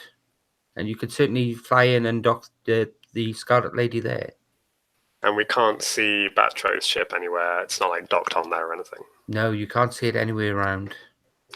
Can I try my attune again? Yes. The reach out for, see if I can feel at least that bounty hunter. Are you looking for the bounty hunter or anything else? You know, I'm kind of hazy on what I could do, and I guess the character probably is too. Maybe we're just reaching out for life, right? Seeing if I can attach to anything. Is that, or do I need to be more specific? No, that's fine. That's fine. You're just reaching out for thoughts and life forms. And can you roll a tune, please? Sure. We're doing risky, controlled, desperate. This is risky. Okay. And it's standard effect. Okay.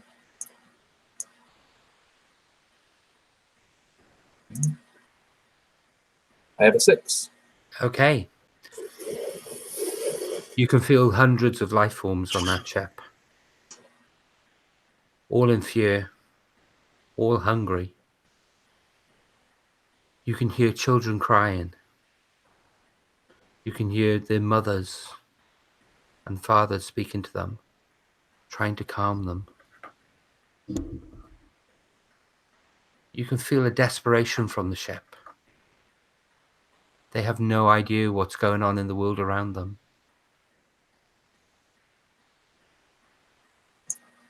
I think we see, like a close-up, we see like a bead of sweat roll down Jingo's forehead, and she opens her eyes and she goes, "There's hundreds suffering. We need to do something." Well, it means that they're still on the ship, which is kind of good. Good might be a stretch, but yeah. We found them, so we don't have to search the whole asteroid field. Call that a win. It's going to be a crowded trip back with 100 refugees on this little ship. Maybe we can do some repair stuff. I mean, we brought supplies for this ship, right? And I think I'm looking to the Count for that. Why, yes, we got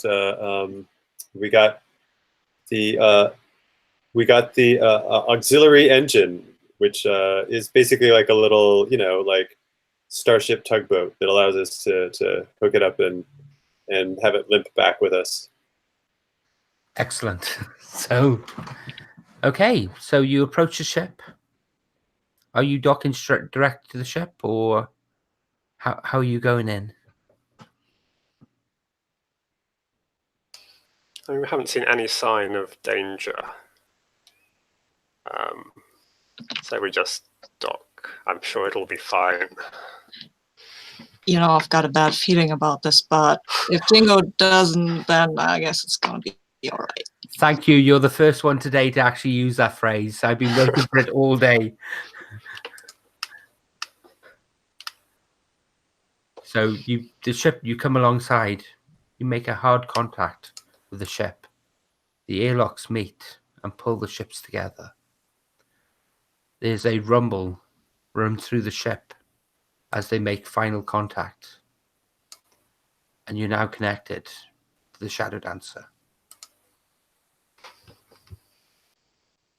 Okay, at this point, I'd like people to choose their loadout. Choose their load. So how well equipped are you going in? Pretty well. I'm going in heavy. Yeah. What are the negative consequences for this? If you're wearing heavy load, you look like you're going out for and you mean business.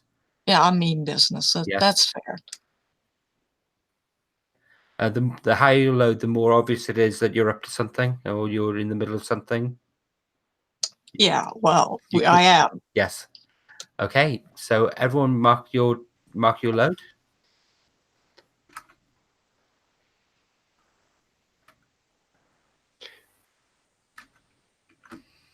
Now, I believe that most characters get a spacesuit.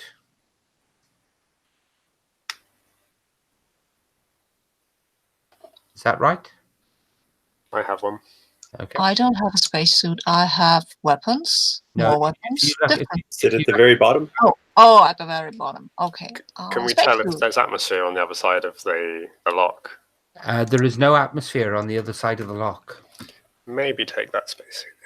Take spacesuit. And the spacesuit has 2 boxes, which means that you have to click them both. Is that right? That's right. Like It takes up 2 load to take it. why can't they make like super small spacesuits? Why can't they just like make them like like a I don't know, like a out of spandex or something, and that's all you need. Just Because wad they're 'em not up. by fashion designers count. Yeah, right. Maybe there's a line of business there. But at least one good thing about the Star Wars universe, definitely capes are in. So you may not get the spandex, but you at least get the capes. Well, that's a good exchange. Yeah. Am I right to think a med kit can reduce stress? A med kit would actually be able to give you a potency on dealing with a medical condition. It's not really there for stress. Right. So would that be trauma or? No, trauma is basically psychological trauma. Right. So the trauma basically harm. builds up in longer games. There's no real way inside missions to reduce stress. Okay. That is what that's what downtime's for. Each character has a vice, and it allows them to go and live out that vice to reduce their stress. So you go aboard the ship in your spacesuit. It's deadly quiet. Main lighting is off. All around, there are circling hazard lights. As you move through, you come to a computer control box quite early. And you can see that although the engines and generator is down, the ship's computer is running on backup power.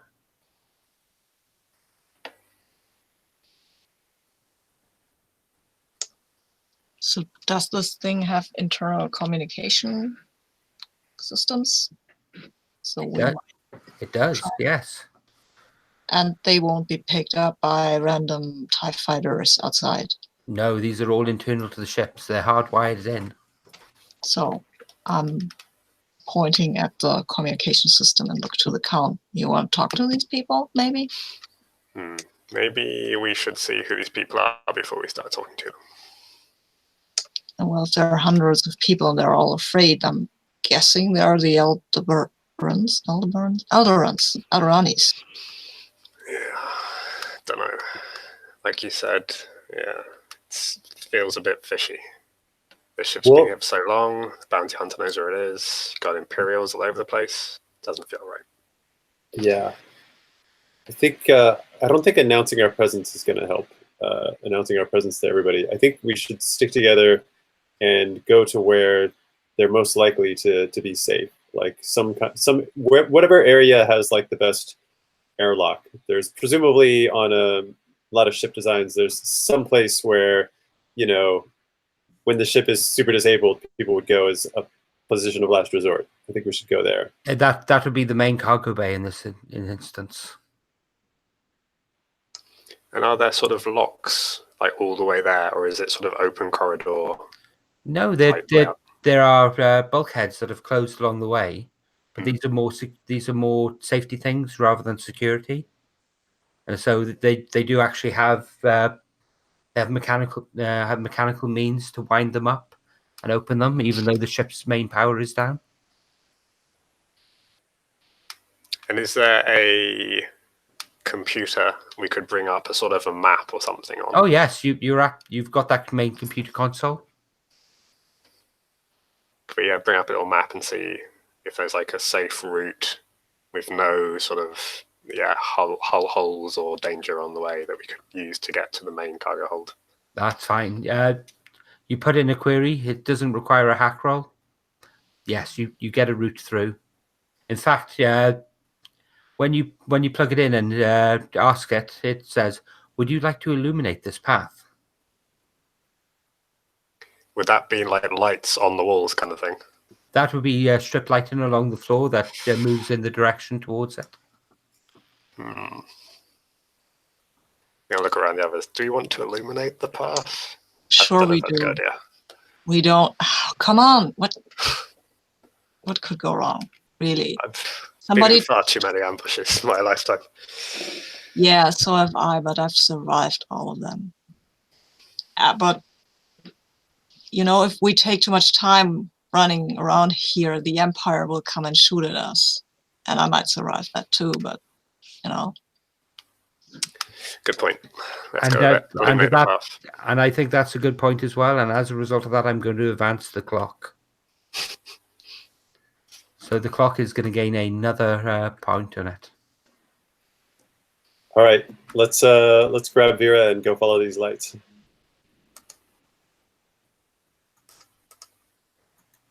Okay, so the lights lead you through the various different corridors.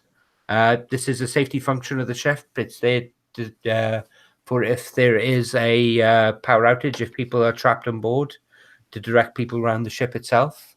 You have no problems getting through. All it does is it takes a little bit of time. And you find yourself at the main blast door the main airlock corridor that goes to the cargo hold. I've taken some spy gear. Can that be like a sort of fiber optic camera thing I could use to look under the door or something like that? You'd need to break the seal to actually use it. But we can assume in this instance it's a scanning thing that allows you to scan through the walls. Okay. I would like to do that. It's sci-fi. Yes. I see through the door with my spy gear. As you look through the door, you can see that this cargo hold isn't particularly huge, but there are crowded people, at least 150, 200, all crowded inside. And there are basic cots set up. You can see that the people are huddled together. You can see a few of them eating emergency ration packs. And you can hear the whine of electric equipment and pick up a electric charge from the lights and the backup life support in there.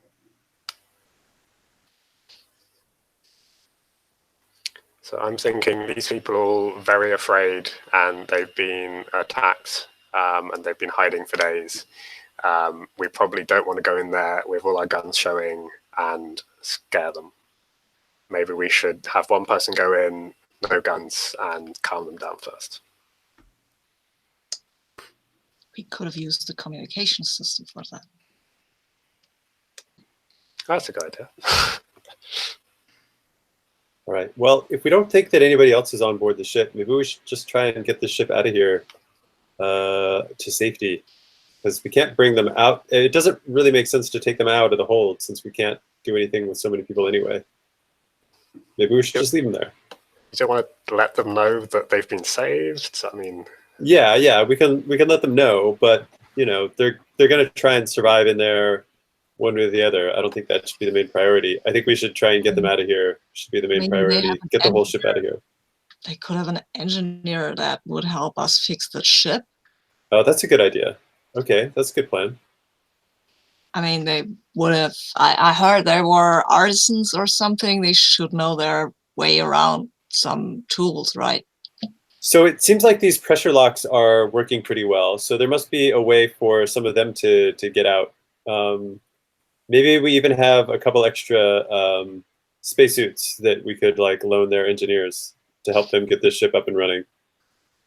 There's very definitely lockers around here where you could get extra spacesuits from. Okay, yeah, that sounds like a plan. So, all right, if everybody's on board with that, I'll go back to the closest comm center, and I'll let them know that we're here to save them, and we're looking to get the ship back on its feet again. If there's any engineers, they should come to the airlock, and we'll leave a spacesuit for them there. Okay. Is it a two-way comm, by the way? It is a two-way comm, yes. Yeah. Okay, well, in that case, I'll just ask for someone there. You speak over the tannoy. So this tannoy does go out over the entire ship, though. It's not just room to room. So everyone on the ship will be able to hear me. The initial conversation until they pick up the other end. Hello? Is someone there? Yes, hello? we're here. We're on board. Oh, thank but the ship is badly damaged, and we must try and get it moving as quickly as possible. How is everyone? Does everyone have enough food and warmth for right now? We're not doing particularly well. There's a lot of families and children here. The ship's damaged. Okay. How Very badly? Very badly. Are there any engineers inside? Hang on. Who is this? We're here to help you. Who is My name is Count Kel. Count Kel Helkash, and I'm here on a mission to help you. There's a moment, and another voice comes over the comms. Who the hell is this? And it's a woman speaking. Say, my name is Count Kel Helkash, and I am here to rescue you. Do you have a code sign?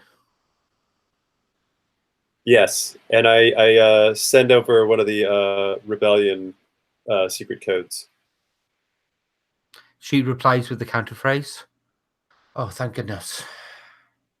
Okay, what assistance do you need? We're pretty much trapped in here. There's no spacesuits in here. So we can put some spacesuits inside the airlocks, and you can, if you have any engineers, we could use them now to help us try and get this ship out of here. We're in a desperate situation. We must get this ship out of here as quickly as we can. We'll do whatever we can to help. Okay, so yeah, do that, and we'll be there in a flash. We'll get the people we can together. Great. Please hurry and have everyone else just remain calm and conserve your resources. We don't know how long this will take. Okay. My name's Rai, by the way. Hello, It's good to Cal. meet you, Rai. Jingo, you may want to look at your character sheet.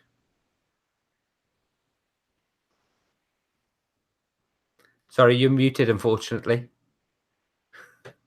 All right. Yeah. As soon as that name pops up, actually, she probably would have recognized the voice, correct? Yeah, she would. As soon as that's confirmed, I think Jingo like snatches the control or the communicator from the Count's hands. She's like, Rai, you're okay. You survived. Jingo? Jingo, I thought you were dead. What are you doing? What are you doing here? Apparently, we're here to rescue you. So she just kind of holds the communicator up to her forehead, not sure what to say next. She's like, we just need those engineers. We're going to solve this problem fast. Things are going to be fine. I'll get them together. And Django. Thank you. She takes a deep breath and she looks at the Count and she goes, enough scurrying around. Let's move. Okay, you leave the spacesuits in the airlock. It takes a few minutes, but about 5 or 6 minutes later, you get 6 people stepping out of the airlock wearing spacesuits.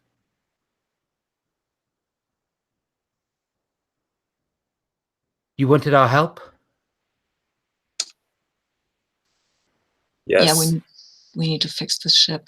I'm going back to man the scanners to see if anybody's coming, if we're getting any company, which we can use.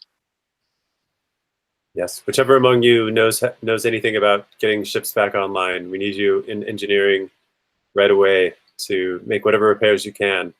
We brought some spare parts, but we must get this ship out of here as quickly as possible. Let's go and get them then and get started. So I think I'm going to hard cut this. So the engineers go and they go to the engine room. They look over everything that's there. They figure out what's damaged. They figure that it's actually the generator that's the problem, and that effectively it has a starter motor that has been damaged. So very quickly they're able to bring main power back online. And when they do, the ship comes alive. As they start up the main reactor, there is a hum around the ship. The gravity, which you hadn't realized was less than Earth normal, comes back on full. So there's a new heaviness to it that wasn't there beforehand. And there's a murmur runs through the ship as the engines start their pre-ignition sequence. Sabine, which ship are you going to check the sensors? I think our own, the Scarlet Lady, because our ship is mostly undamaged, hopefully, and then I'll use our scanners just to look for. Because I don't know if we have to fight, then I don't want to be in spacesuit anyway. Okay, so main life support's back online. So those areas of the ship of the Shadowdancer that were punctured, bulkheads drop and seal off those areas. So everyone can take off their spacesuits now if they want to. So you go to the bridge of the Scarlet Lady, and you're looking at the sensors. And you notice that as soon as the main power came back on, that there are other pings out there. And with the Shadowdancer now operational again, they're moving towards her.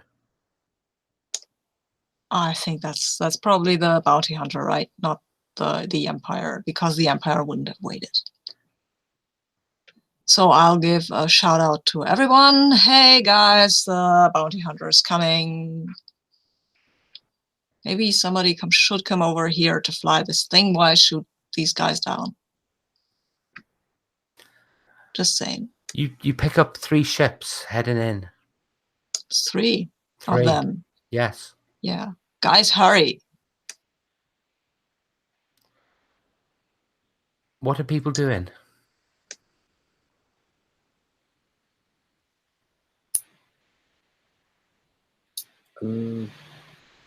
I don't know if we can take on 3 ships with a piece of junk that we fly. Yeah. Does this thing have any weapons by chance? It does, Giant freighter? but the weapons it has are full-size turbo lasers rather than laser cannons. They're meant for anti-ship operations rather than anti-fighter. So if you do wish to engage with the Shadowdancer ship weapons, you'd be at minimal effect. Okay. Unless we want to engage with the Scarlet Dancer. We took out 2 TIE fighters with the Scarlet Dancer, and TIE fighters are actually not that bad. We're missing one of the turrets on the Scarlet Lady.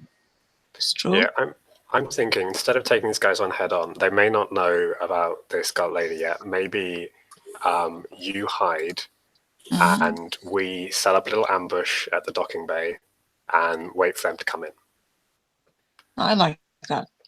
And then you can hit them when they're not looking from the back. Jingo's I like that too. likes that idea as well. Yeah, Okay. that sounds as good as any. That sounds like a plan. Mm-hmm. You can reset your load at this point, so you can get rid of your spacesuits. Very good. And you're setting an ambush. Are you asking for help from any of the Alderaian?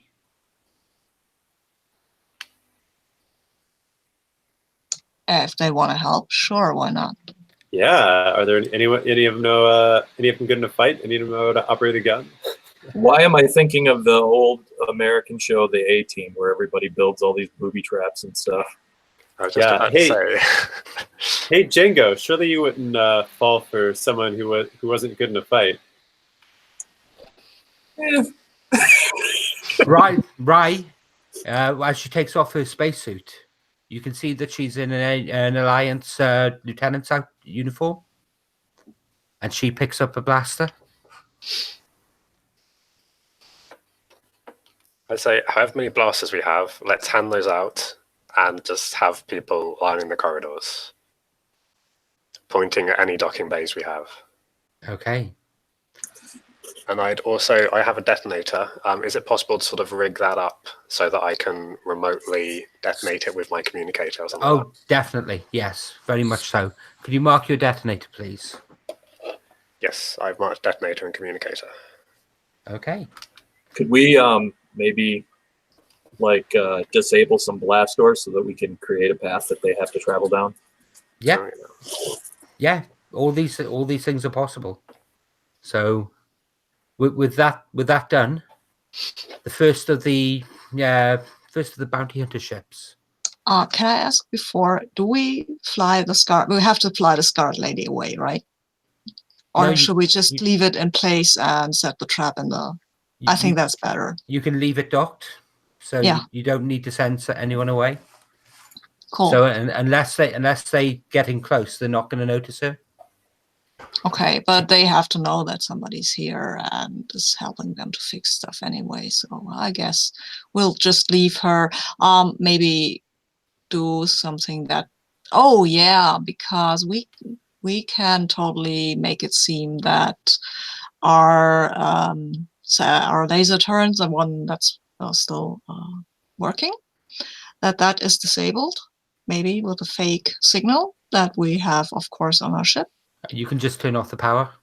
Yeah, then we'll turn off the power. That's totally cool. Yeah, turn off the power. I love that. Cool. So I can be there and shoot some bounty hunters. Okay. Cool. So the first of the bounty hunter ships come in, and it's a shuttle more than a fighter craft, and it pulls up to one of the docking rings and makes a hard contact. You can see a flash of light around the ring itself as it looks like they're cutting their way through. And in a few moments, the computer tells you that there's a breach of that ring.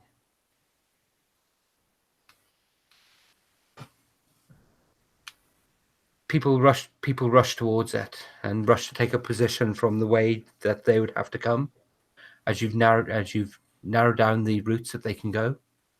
And there's a long central corridor, which would be the ideal place for a firefight. People are hiding behind walls, behind bulkheads, behind overturned items. And they hear a clunk, clunk, clunk, clunk, clunk, as several larger humanoids with lizard-like faces are stalking down the corridor, blasters drawn. They walk past the place where you've hidden your detonator. Are you springing your ambush? I don't know. So how many are there now at the moment near the detonator? There's 3 near the detonator. There's 8 of them in total. In total. And do I recognise Batro at all? You can't see him amongst the number, no. I think I might hold off for now. Okay, they move past the detonator. The second group, the first group moved forward. They come in closer and closer and closer to your position. The next group comes to the detonator. Okay. I will use my comm just to whisper to the others. I'm going to make a distraction. You'll know when it happens. Open fire on the first group as soon as it does. And when the second group is right next to the detonator, I want to set that off and then immediately sprint down the corridor with my dual blaster pistols firing on the first group. That's brilliant. Now, this is going to be, I think that sounds like a scrap action. Is that right? I guess so. Okay. So, because of your ambush, you will have greater effect. But because you're making yourself such a large target, this is going to be a desperate action. Excellent. Is anyone given any supporting fire or any support? Yeah, Just me maybe. Oh, yeah. I guess. Yeah. Let's just. I'm firing my heavy blaster down the hallway. Yeah, I'm doing this the same. Okay. I would command these people are helping us to have greater effect Okay. with our. So, helpers. who here is adding? Who here is? You can only one person can assist for the dice roll. Okay. Who is doing that? Who is spending? Or is the this stress? a group action? Yeah, if you want to do it like that, who's taking lead? Who's the one commanding it? I think that sounds like Max.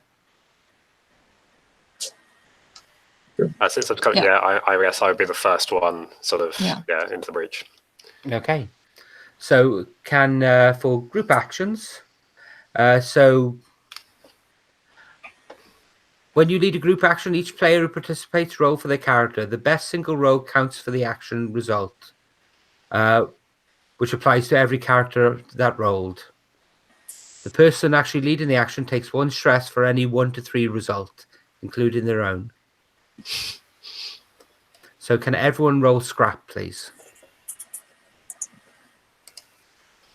And individually, we could decide to push ourselves. Is that right? To add an extra dice. That's right. Yes.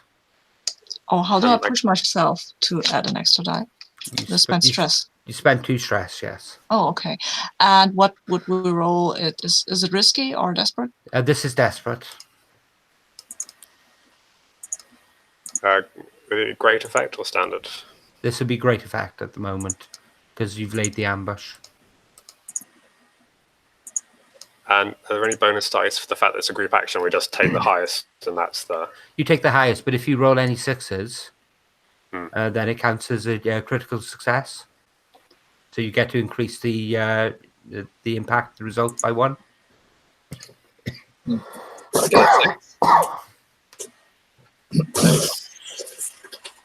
Oh, it looks like Oh, only one. Oh no, I did not get a 6. Everybody else did. Okay, Sorry. so this becomes a critical success. So this was already a great impact. You're going to wipe out the people there, and because you've got 6s, nobody here is going to take an injury from this. Oh no, I missed. I did not get a 6. Okay, what did you get? My highest was a 2. Okay, so at that point, Max, Yeah. can you gain a stress for that as well? Yeah. I'm breathing heavy right now. And we get, as we kind of got the 6, does that count as we get a gambit, or does it not? Because it's like a group action. Yes, you do get a gambit because it's a desperate roll. And how do we spend a gambit? Sorry. You can spend a gambit to gain additional dice or to increase your impact, increase your effect by 1. So on any roll. On any roll, yes. Or alternatively, the Jedi here, sorry, the Force user here, can use a gambit in place of any stress cost. So could I do that instead of spending the 2 stress for this aid? Or yes, no? you could do that because that is a stress cost. I think I'll do that just in case. I'll spend a gambit instead. So there's a cascade. There's a cascade of fire, a huge explosion as the detonator goes off. This takes seconds, but the image lingers, and it feels like an eternity. You have the scoundrel running down the ship, twin blaster pistols firing. You've got the Count with his heavy blaster rifle, firing shot after shot down into the Transoceans who are coming up. You've got our... What weapon are you using, Sabine? I think I am using... I mean, I could have a fine sniper rifle, but I think I want my blaster pistol. It's just more stylish with blaster pistols. You're stood there with your blaster pistol and you are directing the troops around you. Most of them are untrained civilians, but under your coordination, under your leadership, they pour shot after shot into this. And Django, you stand there with Rai, firing.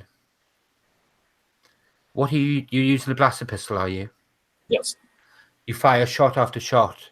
When your blaster runs out, she turns to you and passes you hers and pulls the small holdout that she carries and continues the shooting. As the smoke clears, all there are is groans coming down from the bounty hunters. None of them are standing. None of them are moving.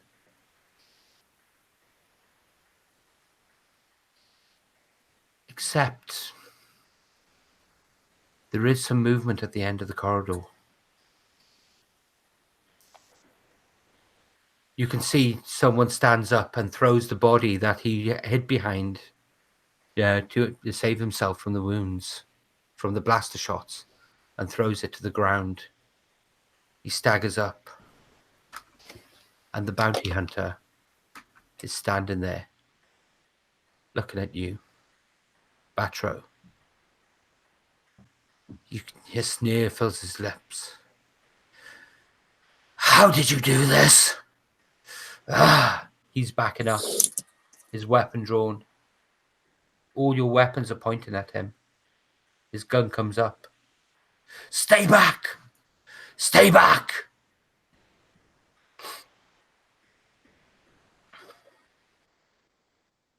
What are people doing? I think he's out of range, right? We can't just shoot him. Oh, no, you're in range. Cool. I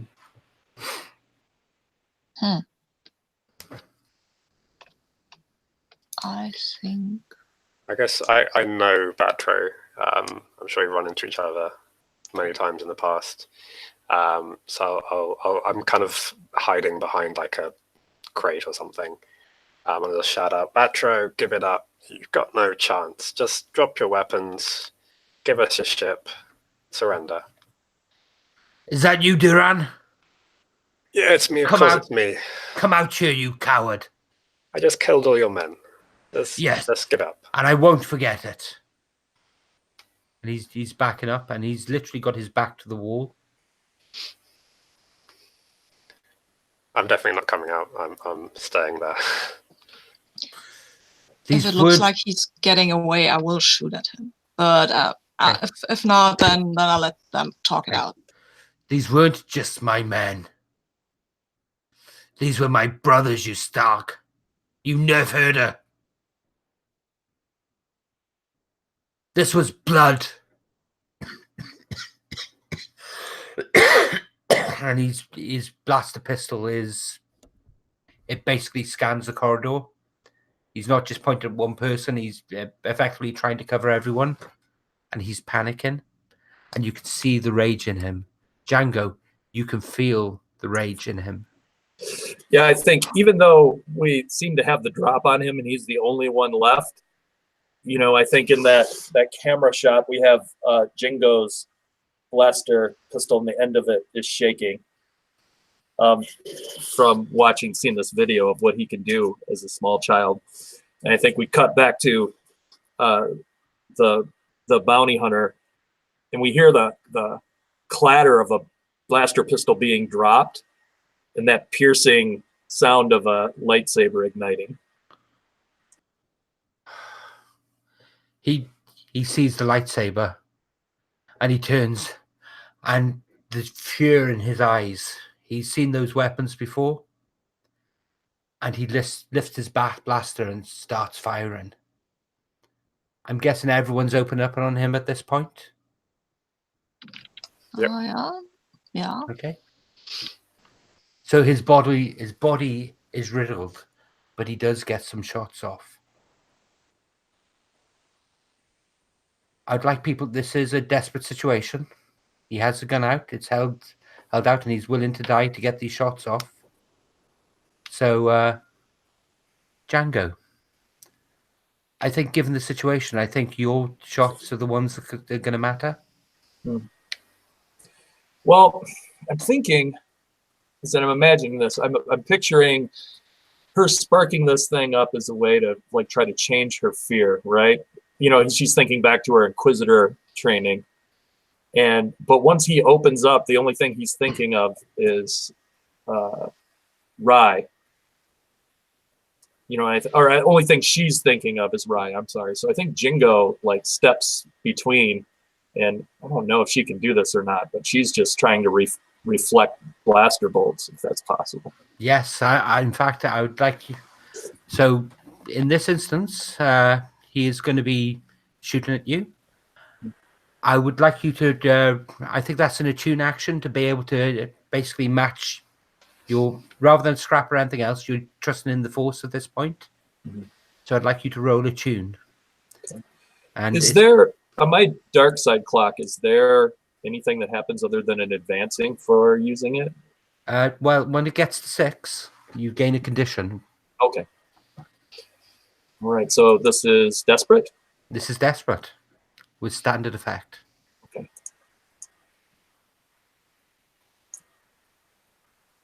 And can I spend a gambit?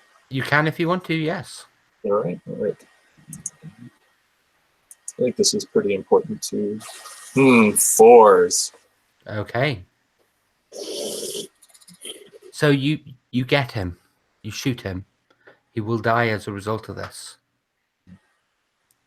But he's going to shoot Rye at the same time.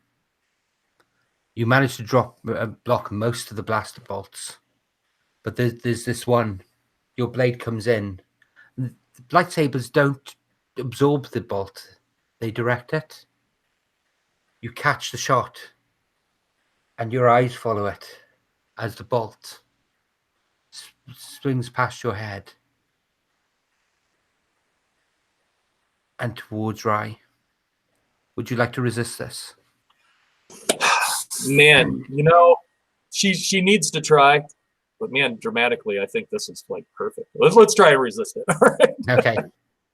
So how do I resist that? I'm sorry. You rolled, in this case, you with Attune.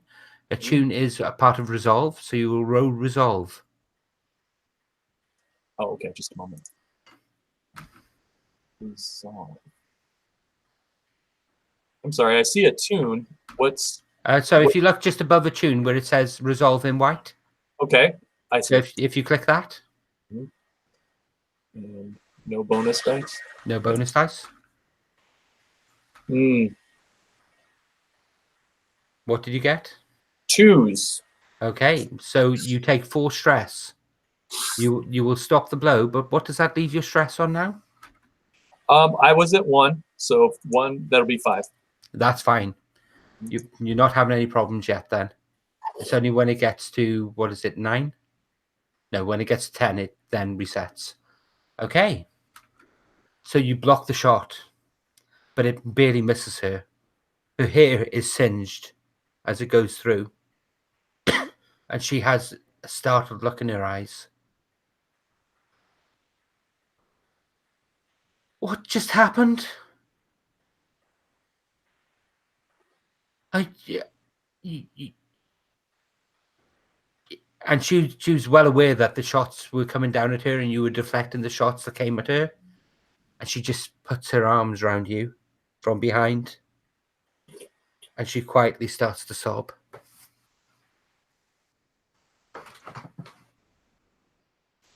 At this point, the engineers have finished their activation sequence on the engines. The main engines kick into life. The entire ship shudders. And the ship comes alive fully.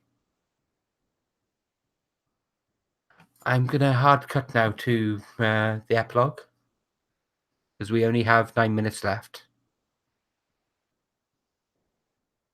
I'm going to go through each of your characters in turn and actually ask you to describe a scene that happens, either as the Shadowdancer is fleeing, or after it gets back to port.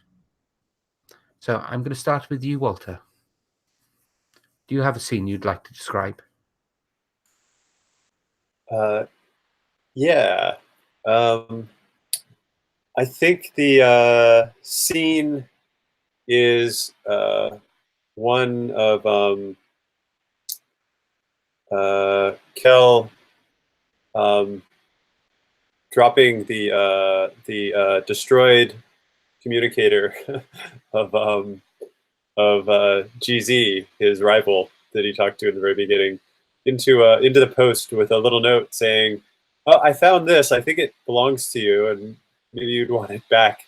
By the way, never did find those Alderani, so I guess the deal's off. See you around." Excellent. Sabine, do you have a scene you'd like to describe? Yeah, sure. In that scene, we see Ross come back to the scrapyard. He has a bottle of something in his hand, and he goes in and says, "Hey, Shad, you know what? I didn't get paid, but so I won't buy that blaster rifle. And I haven't gotten your weapons, but I've got this Alderaian whiskey. You have got to try. It is amazing." Oh, and yeah, Alderaian whiskey is so hard to get hold of anymore. Yeah, And he will instantly I have crack. I have a source, my friend. I have a source. He will instantly crack open the bottle and pour 2 glasses and hold it up to you. To Alderaan and their whiskey. And he will down it. Yeah. And I think the scene cuts out with you actually sitting there chatting to each other and just sharing the bottle. And That's lovely. we'll see Ross giving this plasma cannon some rather covetous looks, like, "Oh my god, I want this."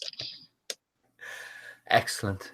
And Max, do you have a scene you'd like to describe? Yeah, so I think the camera kind of zooms back out of the Shadowdancer, and you see this extremely fast-looking ship sort of detach from the bottom, and it happens to be Batro's ship. And we cut to the inside, and you see Duran has her feet up on the dashboard, as it were, and she's kind of got a Batro blaster in her hand. She's kind of turning it over and rifling through his computer files, and she's grinning, and then it just jumps to light speed in the opposite direction, where the Shadowdancer was going. Excellent. And finally, Laurie, what am I on about? Lonnie, would you like to describe a scene for Django? Sure. I think Jingo's in her quarters and on the Scarlet Lady, and Rye is in there, and Rye's looking in a mirror at the blaster burned hair, you know, and you hear Jingo say, "I almost lost you again." And Rye laughs and she goes, "Actually, it was amazing. I can cut my hair, I can shave this side, it's gonna look awesome, and who knew you could do things like that?" And we see Jingo's face, and there's kind of a smile. And when she turns away to where Rye cannot see her anymore, the face goes kind of like stone. And she walks further into a room in their quarters and opens up the holocron and turns it on. And we hear that voice. Oh, I'm picturing Liam Neeson's voice, right? And it's like talking about the will of the Force, and things are happening the way there should be. And we see in mid-sentence, she like holds the holocron to the camera and clicks it off and throws it into the box. And we'll close on that scene. And at that point, the end credits come up. All the producers, all the people involved, thanking the people at Disney. And we will end it there. Thank you. I really enjoyed that. Thank you for running. Thank you for running it. So I'm just going to stop the broadcast. Bye,